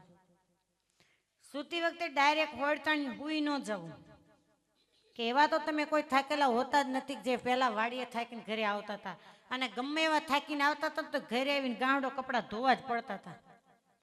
અને એ સમય એવો હતો કે પાદર પાણી જવું પડતું હતું. આજે ખાવું ખાડો બધું ઘરે છે, છતાંય તમને ટાઈમ નથી મળતો. જ્યારે સુવા માટે પથારીએ ખાટલાએ જાઓ ત્યારે 2 મિનિટ જે તમને આરાધ્ય ઈષ્ટદેવ હોય, કૃષ્ણને માનતા હો, શિવને માનતા હો, સ્વામિનારાયણને માનતા હો, કોઈ અન્ય દેવદેવીને માનતા હો, એનું ધ્યાન લગાવી અને ભાવના કરવી કે પરમાત્માના માટે મેં સરસ મજાનો ઢોલિયો બિછાવ્યો. આમાં કઈ રૂપિયા ખર્ચવાની વાત નથી કે કલાકો કાઢવાની વાત નથી. જેવી જેની ભાવના એવી માનસી પૂજા. કે પરમાત્માના માટે મેં ઢોલિયો બિછાવ્યો છે, અને એ પરમાત્મા છે એ ઢોલિયા ઉપર સૂતા છે, હું એ પરમાત્મા છે એની ચરણ ચંપી કરું છું. ચરણ ચંપી કરતા કરતા હું સૂઈ જાઉં છું. આટલી તમારી સાંજની માનસી. કેમ કે હું મારા પ્રમાણે કહેવા જાય ને તો તમે બધા એમ કહેશો કે આટલું બધું અમને ન આવડે. 1 જ મિનિટ આમાં લાગી હું બોલી અને કે ભગવાન માટે મેં ઢોલિયો ઢાળ્યો છે, અને એ ઢોલિયો મેં મારા અંતરાત્માની અંદર ઢાળ્યો છે. કોઈ ફળિયામાં, ગઢડામાં, સાળંગપુર કે ન્યાય ક્યાંય નહીં. મારું હૃદય રૂપી, અંતરાત્મા રૂપી ઘર છે, ત્યાં મેં પરમાત્માને ઢોલિયો ઢાળીને સુવડાવ્યા છે. અને હું ચરણ ચંપી કરું છું, અને ચરણ ચંપી કરતા કરતા હું ગાવી જાય એટલે આપણું મસ્તક છે એ ભગવાનના ચરણારવિંદ ઉપર નમી જાય. એનું એક કારણ છે કે આ જીવાત્માનું મેં પહેલા પણ કહ્યું હતું કે એનું આયુષ્ય હંમેશા શ્વાસ ઉપર છે, દિવસ ઉપર નથી. અને કોના શ્વાસ ક્યારે પૂરા થશે એ પણ નક્કી નથી. રાત્રિના સમયે કદાચ આપણા શ્વાસ પૂરા થયા અને કંઈક એવા કર્મ હોય કે જેથી કરીને આપણે કાળ કર્મને આધીન થવાના હોઈએ, પણ જો સૂતી વખતે પરમાત્મા પાસે આપણે સૂતા છીએ, પરમાત્માની ચરણ ચંપી કરું છું, આવી ભાવના હશે અને સૂઈ ગયા હશું તો આપણો જીવાત્મા પરમાત્માના ચરણારવિંદમાં છે. પછી કાળ કર્મની તાકાત નથી કે જીવાત્માને પરમાત્મા પાસેથી લઈ શકે. આ થઈ સાંજની માનસી પૂજા. અને એ સિઝન પ્રમાણે કે ઉનાળો હોય તો સરસ મજાનું ખુલ્લું મેદાન હોય, ઢોલિયા ફરતા સરસ મજાના ફૂલ છે એની શેરોથી શણગારેલો હોય, એવી ભાવના કરવી. સરસ પવન લહેરાતો હોય, આવી શિયાળા જેવી ઋતુ હોય તો મખમલનું ઓછકું ગાદલું પાથરેલું હોય, સરસ મજાનું મહારાજને રજાઈ મખમલની ઓઢવા માટે આપેલી હોય. એમ જ પછી માર કરતા તમે વધારે હોશિયાર હોય એટલે સિઝન પ્રમાણે પાછું આપવું. પછી અત્યારે તમે એમ કહો કે લો પ્રભુ આઈસ્ક્રીમ સરસ મજાનું છે, તમે આરોગીને પછી સુઈ જાઓ તો પછી 2 રજાઈ ઓઢાડવી પડે તમારો આઈસ્ક્રીમ જમીને. સૂતી વખતની માનસી પૂજા, સવારે ઉઠો, નાહી ધોઈ અને જ્યારે પૂજા પાઠ કરો, ઘર મંદિર હોય તો એમાં દીવાબત્તી કરો. આમાંથી પેટી પૂજા કરનારા કેટલા છે? ઊંચો હાથ કરો. સરસ, ઘણા બધા છે. પણ જો ઘણા એમ કે અમે ઘર મંદિર છે ને ત્યાં દીવાબત્તી કરી દઈએ.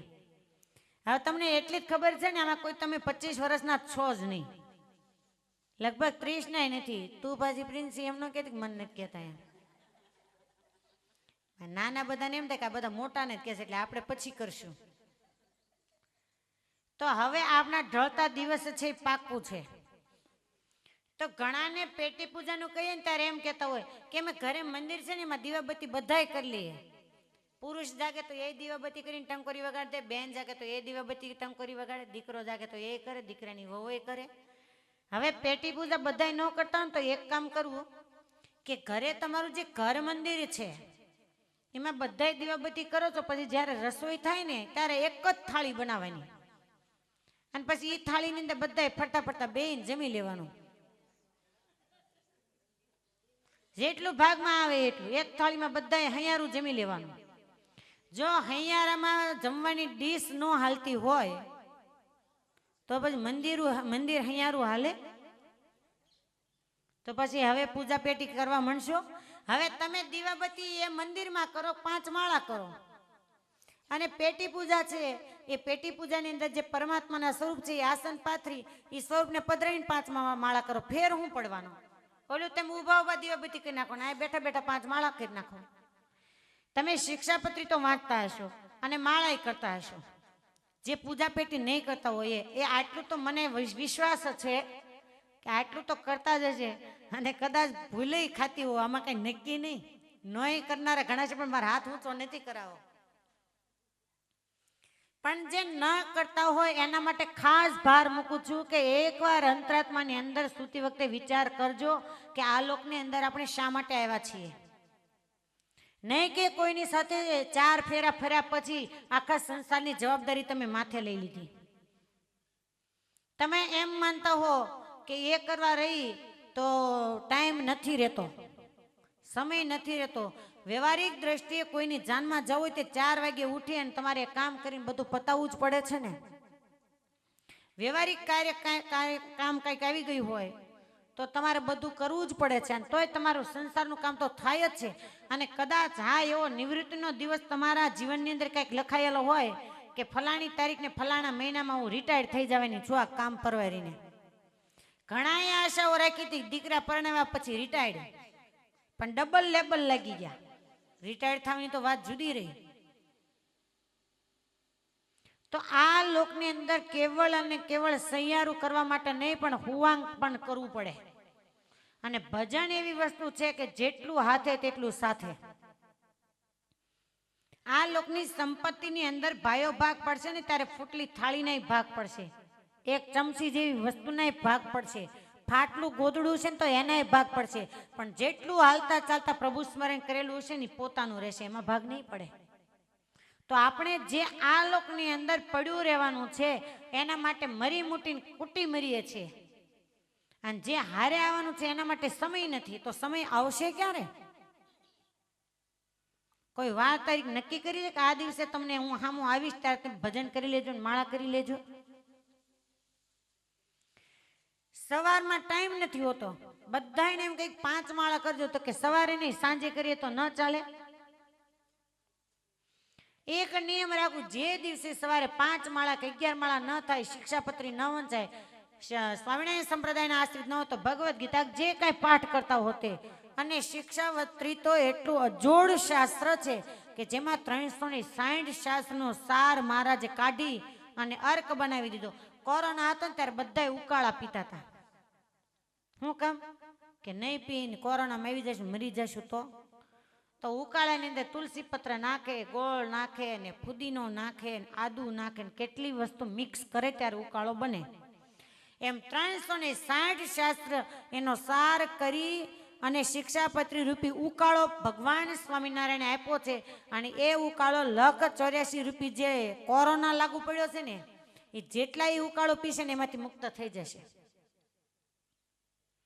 તો 2 પાના સ્વામિનારાયણ સંપ્રદાય સિવાયના હોત તો પણ 2 પાના શિક્ષાપત્રીના વાંચીશું ને એ 2 પાના છે ને ક્યારેક જીવનની અંદર કામ કરી જશે. સ્વામિનારાયણ સંપ્રદાયની આશ્રિત એક દીકરી એને સસરા પક્ષે વળાવવામાં આવી. શિક્ષાપત્રી કેટલું કામ કરે છે હું તમને કહું. હવે જે ઘરે દીકરીનું લગ્ન થયું ને ત્યાં સાવ કુસંગી લોકો, ગાળું ચાળું કશું જ નહીં. આ તો સવારમાં ઉઠીને પિયરના સંસ્કાર એટલે પેટી પૂજા પાથરી અને પૂજા કરવા માટે બેઠી પેલી દીકરી છે. જે ઓલા ડોશીમાં છે ને એને હાવ કાનપુરમાં હડતાલ હજી છે, એવું છે એનો દાખલો હું દઉં છું. એ ઊભા થાય, ઊભા થઈને સીધા જ્યાં ત્યાં થૂકની પિચકારીઓ મારતા મારતા આમાં માથું ખંજવાળતા. જે દીકરાની પત્ની એની દીકરાની વહુ છે એ પૂજા કરતી હોય ને તે હાલતા જ ને થૂકતા જાય કે આ ઉઠીને કે વળી હું કે ડોલ પાણી બગાડીને આપો, રોજ પાથરીને બેવું તું. પછી ઓલું કંઈક તમારે પહેલું આણું તેડવા પિયરવાળા આવે. હવે એની ભાભીઓની બધા આવ્યા ને તે બધાએ પૂજા પાથરી. તે આજની જેમ નહોતું હવા રહેવા સાંજે વૈયા ગયા, તે દિવસે રાત રહેવાના રિવાજો હશે. તો ઓલા ડોશીમાં કે તે તમારે બધાને આવું કરવાનું હોય, હવારે પાથરવાનું હોય. મહારાજની પૂજા પાથરે ને આસન ઉપર, તે તમારે હોય એટલે બધાને આવું પાથરીને આવું કરવાનું હોય. હવે સમય જતા ખેતીવાડી વાળા માણસો ડોશીમાં દાળિયા લઈને વાડીએ ગયા અને પેલી દીકરાની વહુ છે ને એને એમ કીધું કે આ મગ છે ને એ મગનું શાક બપોરે કરી નાખજે અને ભાત મોકલી દેજે. અને જે સત્સંગી પરિવારની દીકરી છે ને મગનો ડબ્બો હાથમાં લીધો ને તો મગથી જાજા મટકા. અને એ સમય એવો હતો કે હાહુની સામે કઈ બોલાતું નહીં. અત્યારે સાસુ વહુ બહુ સારો શબ્દ છે, સાસુ વહુ, પણ હું કે હા વહુ છે એ સાસુ પણ હોય ત્યારે તમે એમાં બહુ હોશિયાર છો, કેમ કે અનુભવી છો. મારે ખાલી કહેવાનું જ હોય. સુરત થી દિવાળી આવે ને તો ડોશીમાં એ મંદિર ન આવે. આપણે એમ કેમ કે કેમ મંદિર કાયમ મંગળામાં આવો ને હવે કેમ મોડા આવો? તો કે દીકરાને વહુ ને બધા આવ્યા હતા ને, પણ દીકરાને વહુ આવ્યા હતા તો કે એ બાયું છે ને નવર્યું થાય ને તો એ ઉઠે ને બિચાર્યું છોકરાવાળી હોય ઉઠે એ પેલા એમ ભાખરી કરી નાખી. ના હું ના નથી પાડતી, કરી દેવું પડે, કેમ કે છેલ્લે રોટલા તમારે એના હાથમાં ખાવાના હોય. એટલે હાલે ત્યાં સુધી કરી દીધો, પણ એટલું બધું ન કરો કે તમારા જીવનું રહી જાય. એ ઘણા પછી બાલ ગોવાલ રમાડવામાં જ રહે. પેલી દીકરીને એમ થયું કે અરે રે આવા મટકાવાળા મગ તો કેમ ઓરવા? એટલે એને હાવું ને એને પહેલા જ કીધું, જાત પેલા કે બા આ તમે મગ આપ્યા ને એમાં તો મગથી ડબલ મટકા છે, તો કે એ પાણીમાં ઓરવાળ નહીં ઉપર ઉપરથી વૈયા જાય છે બધા, પણ એક હોલ વગેરેનો નહીં મગનો દાણો. પેલી કે ઓરવાળીને જીવતા છે બહાર છે એ બારા નીકળે, આની અંદર હોય તો કે બહુ બધી પંચાયત નહીં કરે ને એને ક્યાં હડક્યું હતું લે. આવા જીવ છે અજ્ઞાન અવસ્થા વાળા દુનિયાની અંદર બહુ છે. પહેલી કન્યાથી એક પણ શબ્દ બોલાણો નહીં દીકરીથી, અને એમ થયું કે હવે શું કરું? ઘરમાં જઈને એટલી રોવે કે આવું તો પાપ મારથી થાય જ નહીં, આવા ઘરમાં મારી જિંદગી કાઢવી કે આના કરતાં મરી જવું સારું. નક્કી કરી લીધું. તો પેલા કપાસમાં છાંટવાની દવાના 5-5 લીટરના ડબલા પડેલા. એમને એમ થયું કે હજી તો પરણીને આવી છું અને આવી જ રીતે જો શરૂઆતમાં આવું પાપ કર્મ કરવાનું હોય, અને એ સમય એવો હતો કે રિહામણું કરવું ને મર્યા બરોબર હતું. બાપના ઘીરે પાછું ન જાય ને, બાપ વળાવે ને ત્યારે જ એમ કહી દે કે કૂવો બુરજે પણ પાછી ન આવતી. દીકરી છે ને એ અંદર જઈ અને જ્યાં વિચાર કરે કે આ દવા પી અને અંત લાવી દઉં, આવા ઘરમાં રહેવાય નહીં.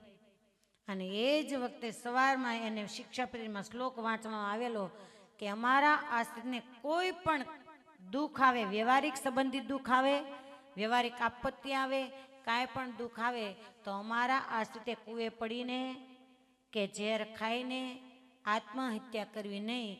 પહેલે દીકરીને એમ થયું કે ભગવાન સ્વામિનારાયણની આજ્ઞા છે કે અમારા આશ્રિતે આવી રીતે આત્મહત્યા કરવી નહીં, અને જો હું આત્મહત્યા કરી તો ભગવાન તો નારાજ થશે, એટલે આત્મહત્યા નથી કરવી.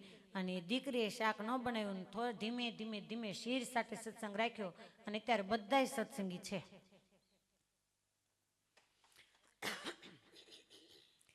તો સવારે જે પરમાત્મા છે એને સાંજે આપણે સુડાવ્યા હોય, પોઢાડ્યા હોય, એ સવાર સુધી એની સ્મરણ રાખવું કે પરમાત્માને કેવો ઢોલિયો બિછાવ્યો હતો, કેવી રીતે પોઢાડ્યા હતા. એ સવારમાં જાગૃત થઈ જ્યારે દીવાબત્તી કરી પૂજાપાઠ કરવા માટે બેસીએ ત્યારે માનસી પૂજા ધ્યાન લગાવીને સ્મરણ કરવાનું કે પરમાત્મા પરોઢ થયું છે, હમણાં સૂર્યોદય થશે, પક્ષીઓ કલરવ કરી રહ્યા છે, હે પ્રભુ આપ જાગૃત થાવ. અને એ વખતે તમને જે સ્વરૂપ ભગવાનનું ગમતું હોય એ સ્વરૂપ છે ધ્યાનની અંદર લેવાનું. પરમાત્મા આળસ મરડી અને ભગવાન બેઠા થતા હોય પછી ભગવાનને આપણે સ્નાન કરાવીએ અને આપણને ગમતા વસ્ત્ર પહેરાવીએ અને પછી આપણને જે ગમતું હોય એ ભગવાનને જમાડીએ. સવારનું તમે જેને શિરામણ કહો છો, મહારાજની પૂજા અર્ચન કરી કંકુ ચોખા અને આરતી કરી અને મહારાજને થાળ જમાડીએ. આ થઈ સવારની માનસી પૂજામાં કેટલી વાર લાગી. એટલે જે પેટી પૂજા ન કરતા હોય મહેરબાની કરીને પેટી પૂજા લઈ લેજો. જે માળા નથી કરતા એ ફરજિયાત માળા કરવા માંડજો. જે શિક્ષાપત્રી નથી વાંચતા એ ફરજિયાત શિક્ષાપત્રી વાંચવા માંડજો. કેમ કે સ્ત્રીનો દેહ છે એને રોજે સવારે દિવસ ઉગ્યાથી તે સાંજ સુધી 5 પાપની અધિકારી આ થાય છે. સાવરણી, ચૂલો, પાણીયારું, ખાંડણીઓ, આ 5 જે પાપ છે એ સ્ત્રીને લાગે છે. આજકાલ માનો કે કદાચ તમે ચૂલે રાંધતા નથી પરંતુ ગેસથી તમે રસોઈ કરો તો કેટલાય પરમાણુ આ હવાની અંદર ઉડતા હોય છે જે નરી આંખે આપણે જોઈ ન શકીએ. ઘરની અંદર કામવાળા કામ કરતા હોય પણ તમે ઘરના માલિક છો. માલિક એટલે પાપના ભાગીદાર થાવ. કીડી મકોડી કેટલો કચરો કાઢતા અચ્યુતમ કેશવમ થઈ જતું હોય, અજાણતા મરી જતા હોય, ચાલતા મરી જતા હોય. એ સવારે જેમાં પહેલા 5 માળા જે કરવામાં આવે ને એ પાપમાંથી મુક્ત કરાવનારી માળા છે. પછી પાછા તમે એમ કહો ખબર ટાઈમ નથી રહેતો સાંજે કરીએ તો ન ચાલે. સાંજે જે તમે કરો છો ને એ તમારું બેલેન્સ છે. બેંકની અંદર ખાતું ખોલાવેલું હોય તોય ક્યારેક દેશકાળને અનુસારે વરસ સારું મોડું થાય તો જે રૂપિયા ખાતામાં પડ્યા હોય એ તમે ઉપાડી શકો, પણ બેંકમાં ખાતું ખોલાવ્યું જ ન હોય અને દુષ્કાળ જેવી પરિસ્થિતિ આવે અને તમે બેંકમાં જઈને એમ કહો કે ભાઈ મને ખાતામાં રૂપિયા આપો ને કહેશે કોનું, તો કે મારે ખોલાવેલું નથી કોકનું. તો કોકના ખાતામાં કોઈ આપે? કડી નાખીને કેદખાનામાં લઈ જાય પણ કોઈના ખાતામાં કોઈ આપે નહીં. એમ આ જીવનું જે ભજન સાઈડનું દિવસના તમને જે ટાઈમ મળ્યો તે એ બેંક બેલેન્સનું ખાતું છે.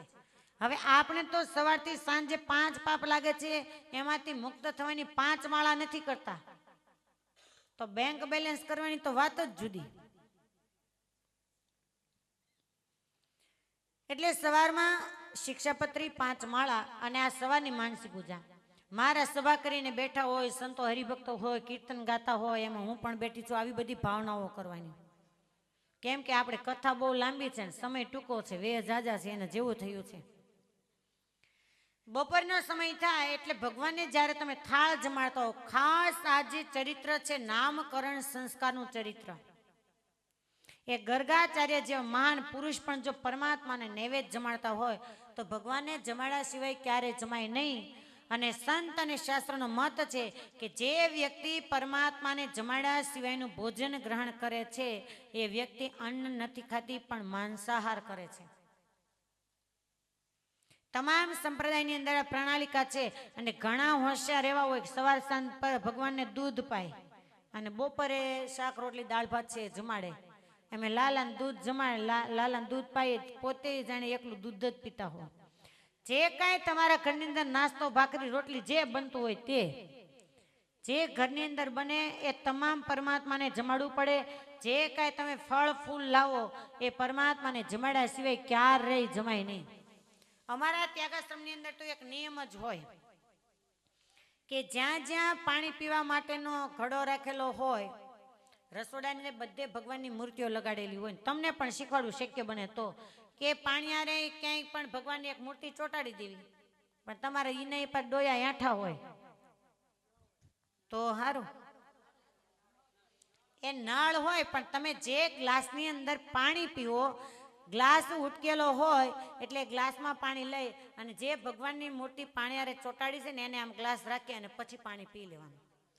પાણીનો એક ઘૂંટડો પણ અમે ક્યારેય ભગવાનને જમણા સિવાય ન પીએ. માનો કે કંઈક બહાર ગયા, રસ્તામાં તરસ લાગી, ગાડી ઊભી રાખી અને ક્યાંક વાવ કૂવા કે એવું હોય ત્યાંથી પાણી પીવાનું હોય ને ત્યારે તમે જોજો અમારા બહેનો છે ને આ કંઠી હોય ને એ કંઠીને હાથમાં લઈએ કે કોઈ ગ્લાસ કેવું હોય તો કંઠીને એની અંદર બોળી દેવાની. એટલે ભગવાને ધરાવેલું થઈ ગયું. ખોબે પીવા જેવી પરિસ્થિતિ હોય તો કંઠીનો ભાગ આ અંગૂઠાની અંદર પરોવી અને પછી આમાં રાખવાનો. ભગવાનને ધરાવા સિવાયનું જે પાણી પીવામાં આવે લોહી સમાન છે, અને જમાડા સિવાયનું જે અન્ન છે માંસ બરોબર છે. અને એટલે મંદિરોની અંદર જે અનાજ છે એ ત્યાં પણ દાળ ભાત શાક રોટલી હોય છે, આપણે ત્યાં પણ દાળ ભાત શાક રોટલી હોય છે, પણ મંદિરમાં જે છે ને એને આપણે પ્રસાદ કહીએ છીએ. કેમ કે પરમાત્માને જમાડેલું ભોજન છે ને એ નિર્ગુણ બની જાય છે, એ પ્રસાદના રૂપમાં બની જાય છે. તો બપોરે જ્યારે ભગવાનને થાળ જમાડે, ન જમાડતા હો તો ફરજિયાત 3 ટાઈમ ભગવાનને જમાડવાનું ચાલુ કરી દેજો. જમાડી એ થાળ મૂકીને ત્યારે 2 મિનિટની અંદર માનસી પૂજા કરી લેવાની, અથવા તો તમે જમવા બેસો ત્યારે જેમાં પહેલા માનસી પૂજા કરી દેવાની.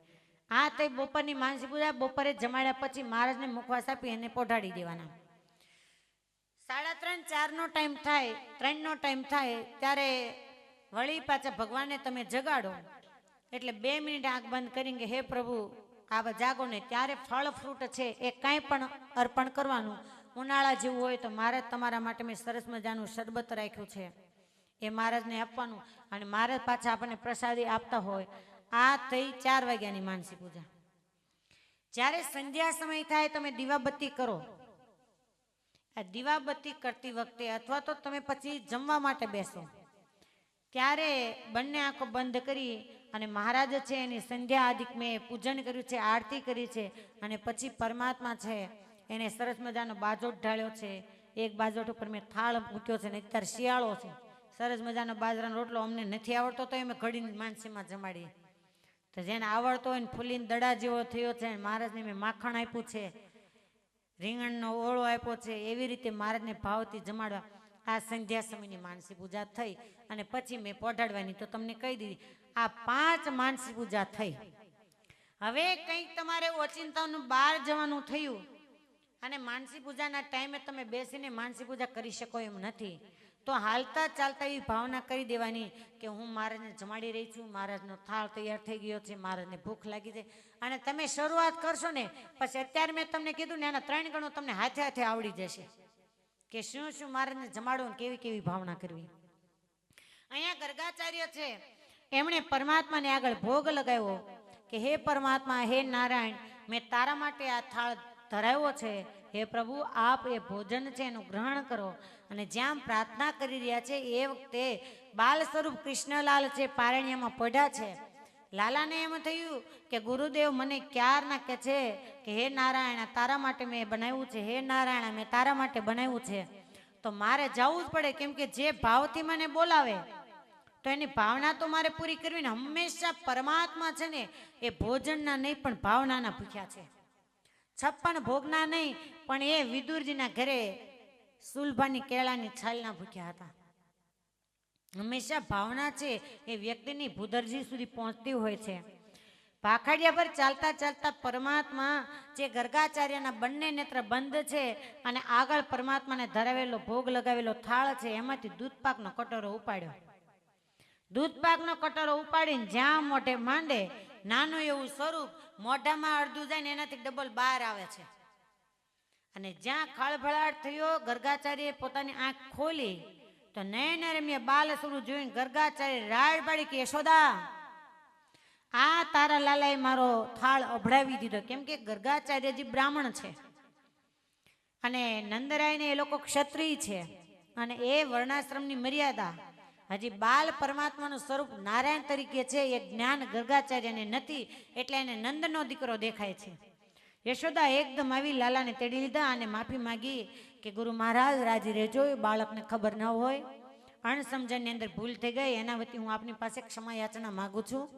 ગર્ગાચાર્ય છે જેનું જીવન નિર્મળ છે એવા યશોદાની વાણી સાંભળી અને ગર્ગાચાર્યને પણ એમ થયું કે હશે બાળક છે ને. તરત જ પાછા બધો એ હંકેલો કરી ગર્ગાચાર્ય પાછા યમુના જળે નદીએ સ્નાન કરવા માટે ગયા. યશોદાએ પાછું સીધું સામાન તૈયાર કર્યું. ગર્ગાચાર્ય આવીને ફરીને રસોઈ તૈયાર કરી, થાળ તૈયાર કરી અને યશોદા છે અને પાછા બાલપ્રભુને પારણ્યની અંદર પોઢાડ્યા. વળી ગર્ગાચાર્ય છે એમને પરમાત્માનો થાળ તૈયાર કરીને પરમાત્માને આગળ ભોગ લગાવ્યો કે હે પ્રભુ, માફ કરજો, આજે થોડું મોડું થયું. હે પરમાત્મા, આપના માટે મેં ભોજન છે બનાવ્યું છે, આપ ગ્રહણ કરો. લાલો બોલે કે ક્યારના આંખ બંધ કરીને એમ કહે છે કે તમારા માટે બનાવ્યું, તમારા માટે બનાવ્યું. અને જાઉં છું તો આ ડોહાને પોહાતું નથી, આનું કરવું શું? વળી પરમાત્મા ભાખડિયા પર ચાલતા ચાલતા જ્યાં દૂધ પાક છે એનો કટોરો હાથમાં લીધો ને ગર્ગાચાર્ય છે એ જાગી ગયા. વળી ગર્ગાચાર્ય બોલે કે અરે નંદરાણી, તારા છોકરાએ તો હદ વાળી આ પાછો આવીને મારો થાળ ભડાવી દીધો. એ વખતે યશોદા છે એ બાલપ્રભુને તેડીને કહે છે કે લાલા, તને કેટલી વાર કીધું કે ગર્ગાચાર્ય છે ને એ આપણે ત્યાં મહેમાન છે, ભૂદેવ છે, એના થાળનો આપણાથી સ્પર્શ ન થાય, માટે હું તને હમણાં જમાડી દઈશ, તું એ ગર્ગાચાર્ય જે થાળ ધરાવે ને ત્યાં ન જઈશ. પરમાત્મા મરક હસતા હસતા પાછા પારાની અંદર પડી ગયા. ત્રીજી વાર ગર્ગાચાર્ય છે એને થાળ બનાવીને હવે તો ગર્ગાચાર્ય આંખ બંધ કરે ને તોય લાલો દેખાય કે આવીને પાછો નહીં આવી જાય ને અડી નહીં જાય ને. કેમ કે બે કાર્યની અંદર આપણને અસફળતા મળી હોય ને ત્રીજી વાર જ્યારે એની કોશિશ કરીને ત્યારે આપણને એમ થાય કે પાછું હરખું થશે તો ખરું ને. ત્રીજી વાર છે જ્યાં ભોગ લગાવ્યો અને પરમાત્મા આવી અને કટોરો ઉપાડ્યો અને ગર્ગાચાર્ય કહે છે કે નંદરાણી, 2 હાથ અને ત્રીજું માથું, મારે તમારે ત્યાં ભોજન નથી કરવું. 3 વાર આ તારો લાલો છે એને મારો પ્રસાદ છે એને અભડાવી દીધો. અને ત્યારે મીઠી ટાપલી માતા યશોદા કહે છે કે લાલા, આવા તોફાન ન કરે. તને 2 વાર મેં સરળતાથી સમજાવ્યું કે તું સમજીને છાનોમાનો પારણ્યની અંદર સૂઈ જા. આ ગર્ગાચાર્ય છે એના થાળને આપણાથી સ્પર્શ ન થાય. લાલો બોલે કે માં, હું કઈ એમનામ થોડો જાઉં છું, એ ક્યારના બોલાવે છે કે તારા માટે બનાવ્યું છે, તારા માટે બનાવ્યું છે. યશોદા બોલે કે ગુરુદેવ, તમે મારા લાલાને બોલાવ્યો હતો? ગર્ગાચાર્ય કે મેં તો ક્યાંય લાલાને બોલાવ્યો નથી. લાલો બોલે કે માં, એ ગુરુદેવ ખોટું બોલે છે. ગુરુદેવ, તમે જ એમ કહેતા હતા કે હે નારાયણ, મેં તારા માટે બનાવ્યું છે, તું આ ભોજન ગ્રહણ કરે. હે નારાયણ, મેં તારા માટે બનાવ્યું છે. તો એવું કોણ બોલતું તું? યશોદા બોલે કે લાલા, એ તો વૈકુંઠના નારાયણને બોલાવતા હતા. લાલો બોલે કે માં, તો હું વૈકુંઠનો નારાયણ તો છું. જેના નયન પથ પર ચર્મ દ્રષ્ટિ છે, આ લોકની દ્રષ્ટિ છે, હું વૈકુંઠનો નારાયણ છું. આવું બોલ્યા ને એટલે યશોદાએ એકદમ લાલાના મોઢા આડો હાથ દઈ દીધો કે લાલા, એવું આપણાથી ના બોલાય. વૈકુંઠનો નારાયણ હોય ને એને તો 4 હાથ હોય. લાલો બોલે કે માં, તને ક્યાં ખબર છે? તું તો સૂતી હતી. હું જ્યારે જન્મ્યો ત્યારે 4 હાથ વાળો જ હતો. આ તો તારા માટે હું 2 હાથ વાળો બન્યો છું. અને જો હજી તારે 4 હાથ વાળો લાલો જોઈતો હોય તો હું 4 હાથ વાળો થાવ. અને એ જ વખતે પરમાત્માની કાલી ગયેલી ભાષામાં માં યશોદા છે એ એટલા બધા ભાવવિભોર બન્યા અને પરમાત્માને ચુમ્બન કરી કહે છે કે લાલા, મારે 4 હાથ વાળો લાલો નથી જોઈતો, મારે 2 હાથ વાળો બરાબર છે. અને એ વખતે પરમાત્મા છે એની મધુર મીઠી વાણી અને સંવાદ સાંભળતા ગર્ગાચાર્ય છે એની દ્રષ્ટિ પરમાત્માના બાલ સ્વરૂપ પર પડી. અને બાલ સ્વરૂપ પરમાત્મા છે એને ગર્ગાચાર્યની સામે દ્રષ્ટિ કરી. અને ગર્ગાચાર્યની સામે દ્રષ્ટિ કરતા જ ગર્ગાચાર્ય છે એને પૂર્વનું જ્ઞાન થયું. અને બાલ સ્વરૂપની અંદર ચતુર્ભુજ નારાયણના દર્શન થયા. અને એ જ વખતે ગર્ગાચાર્ય છે 2 હાથ જોડી અને પરમાત્માની સામે માફી માગી અને વંદન કરીને સ્તુતિ કરવા લાગ્યા કે અહો હે પ્રભુ નારાયણ, આ પામર જીવાત્મા છે મનુષ્ય રૂપે પ્રગટેલા આપના સ્વરૂપને ઓળખી ન શક્યો, આપ મને ક્ષમા આપો. એ વખતે પરમાત્મા છે એના આશીર્વચન લઈ અને ગર્ગાચાર્ય છે એ ગોકુળમાંથી વિદાય થયા છે. દિવસો પછી દિવસ વ્યતીત થતા જાય છે. પરમાત્મા છે એનું નાજુક સ્વરૂપ છે, મનમોહક સ્વરૂપ છે. હવે પરમાત્મા છે ગોકુળની ગલીઓની અંદર ફરતા થઈ ગયા છે. મા યશોદા છે સુંદર મજાનો શૃંગાર પરમાત્માને સજાવે છે. અને આંગણાની અંદર ઠુમક ઠુમક રમતા રમતા બાલ પ્રભુ જ્યારે ગલીની અંદર જાય એટલે યશોદાને એમ થાય કે નહીં ને કદાચ લાલો કંઈક જતો રહેશે તો. વળી નંદરાણી છે એની દ્રષ્ટિ સતત ને સતત નટનાગર નટવરની સામે મંડાયેલી રહે છે. દોડતા બાલપ્રભુ જે આંગણાની બહાર રમતા હોય વળી તેડી અને માં આંગણાની અંદર પરત લાવે છે. એ પરમાત્માની બાળ લીલા છે, અતિ મધુર છે. અને હવે જે સારાએ શ્રીમદ ભાગવત મહાપુરાણનો સાર અને પરમાત્માનો જે લીલા છે, મનમોહક લીલા જેને કહેવામાં આવે એવી માખણ લીલા, માખણ ચોરીની લીલા કે જીવાત્માનું શ્રેય કરનાર છે. અને આખા એ ભાગવતનો નિચોડ છે જેને મનહર લીલા કહેવામાં આવે છે. એ જે માખણ લીલાની જે કથા છે એ આપણે બપોર પછીના સેશનની અંદર લેશું. અત્યારે પરમાત્માના નામ સંકીર્તન સાથે ચતુર્થ દિવસના પ્રથમ સેશનને વિરામ. સ્વામી આનંદ સ્વામી મહારાજની જય. કૃષ્ણ કનૈયા લાલ કી જય.